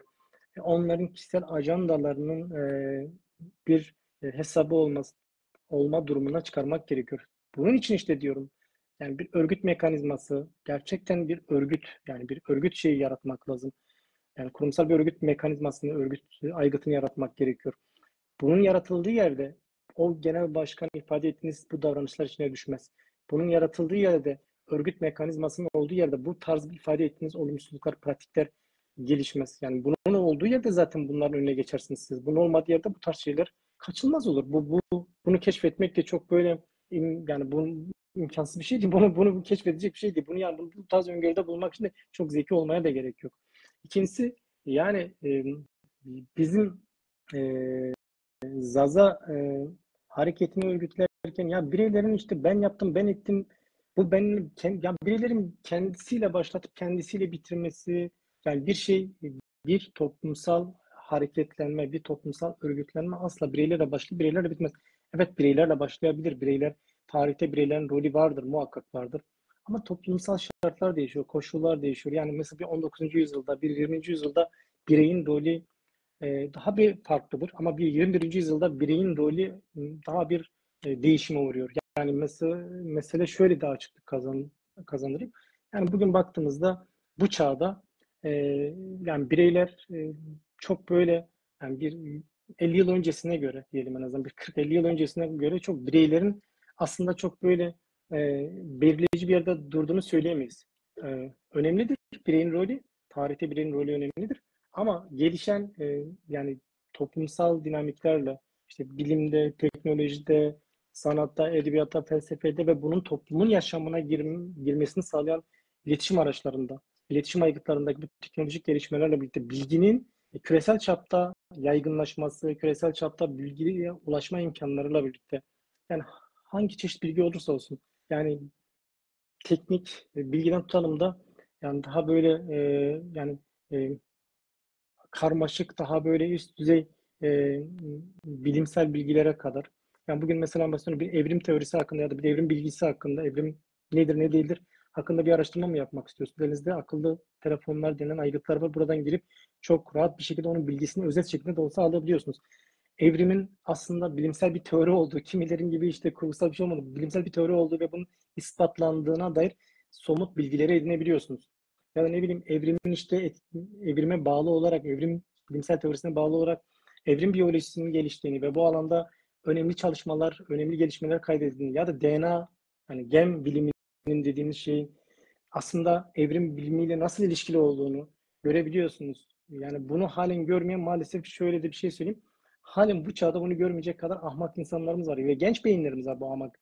Genç beyinlerimiz son derece Bu ahmak sanırım sonucu genç ve eğitimli insanlar, yani sıradan eğitimsiz de demeyeyim, yani sistemin mevcut küresel çapta kapitalist sistem olsa da özünde yani belli bir eğitim kurumundan, belli bir eğitim formasyonundan geçmiş bireyler halen bunu şey yapıyor. Ve böylesi bir de bir gerçeklik var. Böylesi bir durum var. Yani düşünün ki bilginin bu derece küresel çapta yaygın bir şekilde, etkili bir şekilde tabii kendi dezavantajıyla da boğuluyor. Yani bu saydıklarım hepsi yani kusursuz işlemiyor.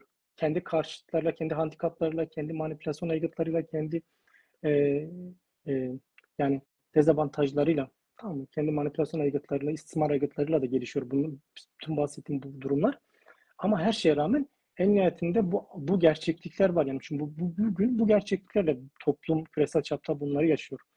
Yani düşünün ki bu dönemde yani üretim ilişkilerinde çok ciddi değişimler var. Yani çok dinamik değişimler var.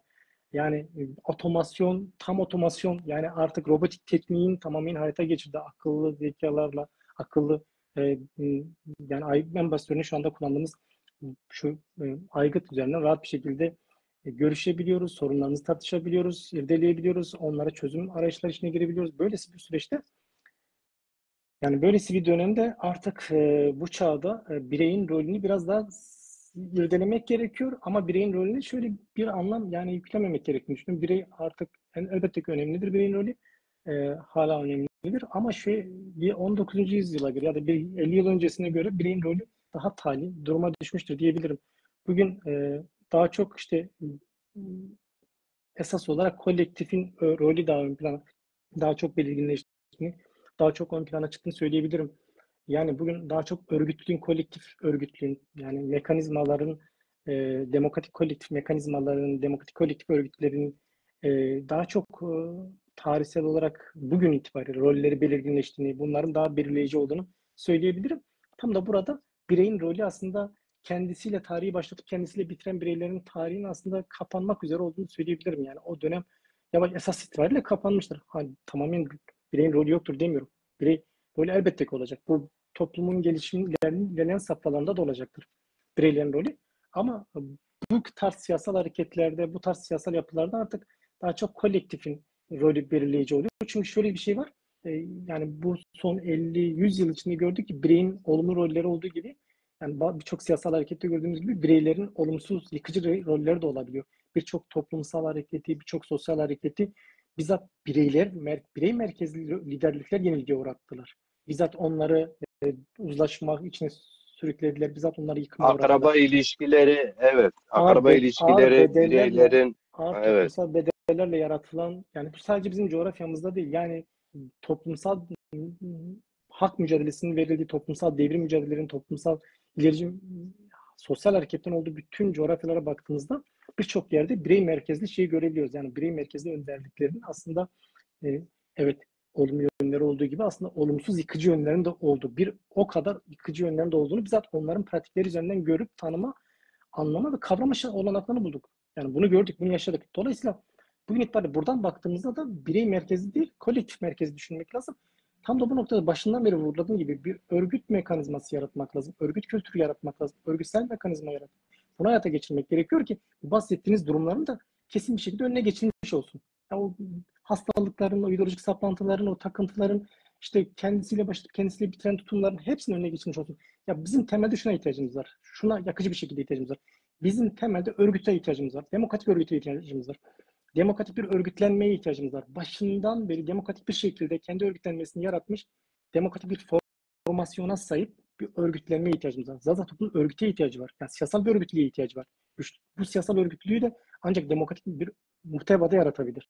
Demokratik bir muhtevayla bunu oluşturabilir ve bu kolektif bir şekilde oluşturulabilir. Oluşturulmalıdır. Birey merkezi olmamalıdır. Bireyin merkeze konduğu örgütlerin işte ifade ettiğiniz gibi bir sonuç doğuyor yani. Hocam teşekkür ederim. Yine dünkü gibi 2 saate yaklaşık programımız. Ama bence gerçekten hani günceli yine şey yaptık, bir başka zaman onu tartışalım, gündemi tartışalım. Çünkü Türkiye'de yani neredeyse Fırıncılar Odası Başkanı bile seçimi merak ediyor. Hangi belediye başkanı nerede seçilecek? Ama Zazalar bir milletiz diyorlar. Gerçekten yerel seçimlerde, yani genel seçimlerde tavırları net ortaya çıkmadı. Çünkü örgütlü değiller. Yerel seçimlerde örgütlü oldukları köyde, beldede, mahallede ne yapabilirler? Onlar da en Tamam. az o fırıncılar odası kadar etkili olsalardı keşke, değiller. Hocam, ben de şunu söyleyeyim. Programı kapatalım. Onu başka bir Tamam. zaman Ben de onu söyleyecektim. irdeleyelim. Onu önerecektim. Başka bir zaman, yani bunu önümüzdeki ilerleyen günlerde ya da haftalarda bunu bahsettiğim bu gündemle program yaparız. Onu konuşur, onu netleştir yaparız. Gerek bahsettiğin işte bu bugün işte ifade ettiklerin, gerek işte o bahsettiğin bir Cumhurbaşkanı adayı sembolik de olsa öyle bir girişim ki benim de kendi sayfamda onun dışında başka bir önermede bulunmuştum. Belli kişilerle paylaşmıştım ki benim önermem aslında son derece makul ve karşılığı olabilecek bir şeydi. Yani bunları açıp tartışabiliriz. Birlikte o gerek birlikte şey yaptığımız o sembolik Cumhurbaşkanı adayı vesaire politikası ve diğerleri bunları irdeleriz. Aynı zamanda da dediğim güncelde Zazaların senin ifade ettiğin e, boyutuyla Zaza siyasetini, Zaza sorunu, Zazaların tutumu ne olmalı? Zaza nasıl bir bunlara nasıl bir perspektif yani önerebiliriz, ne yapabiliriz gibisinden bunları irdeleyebiliriz. Yani bunları başka bir programda irdeleyelim çünkü burada da bir yani orada da geç, burada da geç. Biz bayağı bir şey yaptık. Bugün de biliyorsun biraz sıkıştırıldı. İki program orada da geldi. Ama bir başka programda biz bunu netleştirelim. Dediğin gibi. Bana da son derece uyar. Başka programda bunu şey yaparız, irdeleriz. Tamam, saygılar. Sayın hocam, dediğiniz gibi bireylerin rolü gerçekten halinde etkileyicidir. Ama demokratik normları benimsemiş Batı ülkelerinde bireyin rolü devlete memurluktur sadece. O sıfat Cumhurbaşkanı, Başbakan, Milletvekili sadece bir isimdir. Memurluk yapıyor. Ben bunu uzun 7,5 yıl yaşadım. Avrupa'da biliyorum. Helmut Kohl, Almanya Başbakanı zamanında 16 yıl devleti yönetti ama Washington'a uçuşunda hafta sonunda bankada para, o zaman bankamatik de pek yoğun değildi. Eşinin parasını kendi hesabına ödemediği için, devletin parasına ödediğini ortaya çıktığı için istifa etti adam. Bir gün Zazaların da, Zaza devrimcilerin de Zaza halkı karşısında, tarih karşısında bir memur, bir fedakar, bir gönüllü anlayışına erişmesi için ideolojik yurtsever bireylerin rolü önemlidir. Ek olarak da gerçekten mesela ben size son derece güven alıyorum. Yüzünüze söyleyeyim. Ben bunu kimseye söylemem pek böyle şeyler. Güven veren bir kadro yapısına ihtiyaç var ve bu kadro yapısında lidere ihtiyaç var. Yani şunu söylüyorum. Zaza halkının güvendiği, Zaza bağımsız hareketini çıkışına sebep veren olan, emek veren Ebu Bekirler, Çağdaşlar ve diğerleri, binlercesi. Hepsinin de bu makuldür, bu yapabilir, bu bir yere kadar götürebilir diyeceği bir kadro, bir liderliğe de ihtiyaç var demektir. O anlamda aslında bireyin güven veren yaklaşımı, perspektifi çok çok önemli olduğunu düşünüyorum. Evet. Yorumlarıyla programlarımıza katkı yapan bütün izleyicilere, Sayın Yılmaz Kanat Hoca'ya, Mahmut Çağdaş'a eleştirileriyle birlikte, çünkü eleştiri olmadı mı olmaz. Eleştiriler yapacağız ama birbirimize de güveneceğiz. Ben dolu, başkası boş, falan kes boş, ben dolu, öyle bir şey de yoktur. Hepimizin davası, Zaza davası. Ben birey olarak söylemek zorunda bazen kalıyorum. Bedel hangi noktada olursa olsun bedel vermeye, ödemeye hazırım. Bunu çalışmalarımla da göstermeye çalışıyorum. Emek vererek de göstermeye çalışıyorum. Bunu farklı kesimlerde tepki almama rağmen sahiplenmesi gereken belki bir şey değil, bir sebep. Zaza kimliğine sarılması gibi sahiplenmesi gereken tepki alan kadrolarımıza, yurtseverlerimize sahiplenmesi gerekirken izleyici olan yurtsever, duyarsız insanlara da buradan selamlar.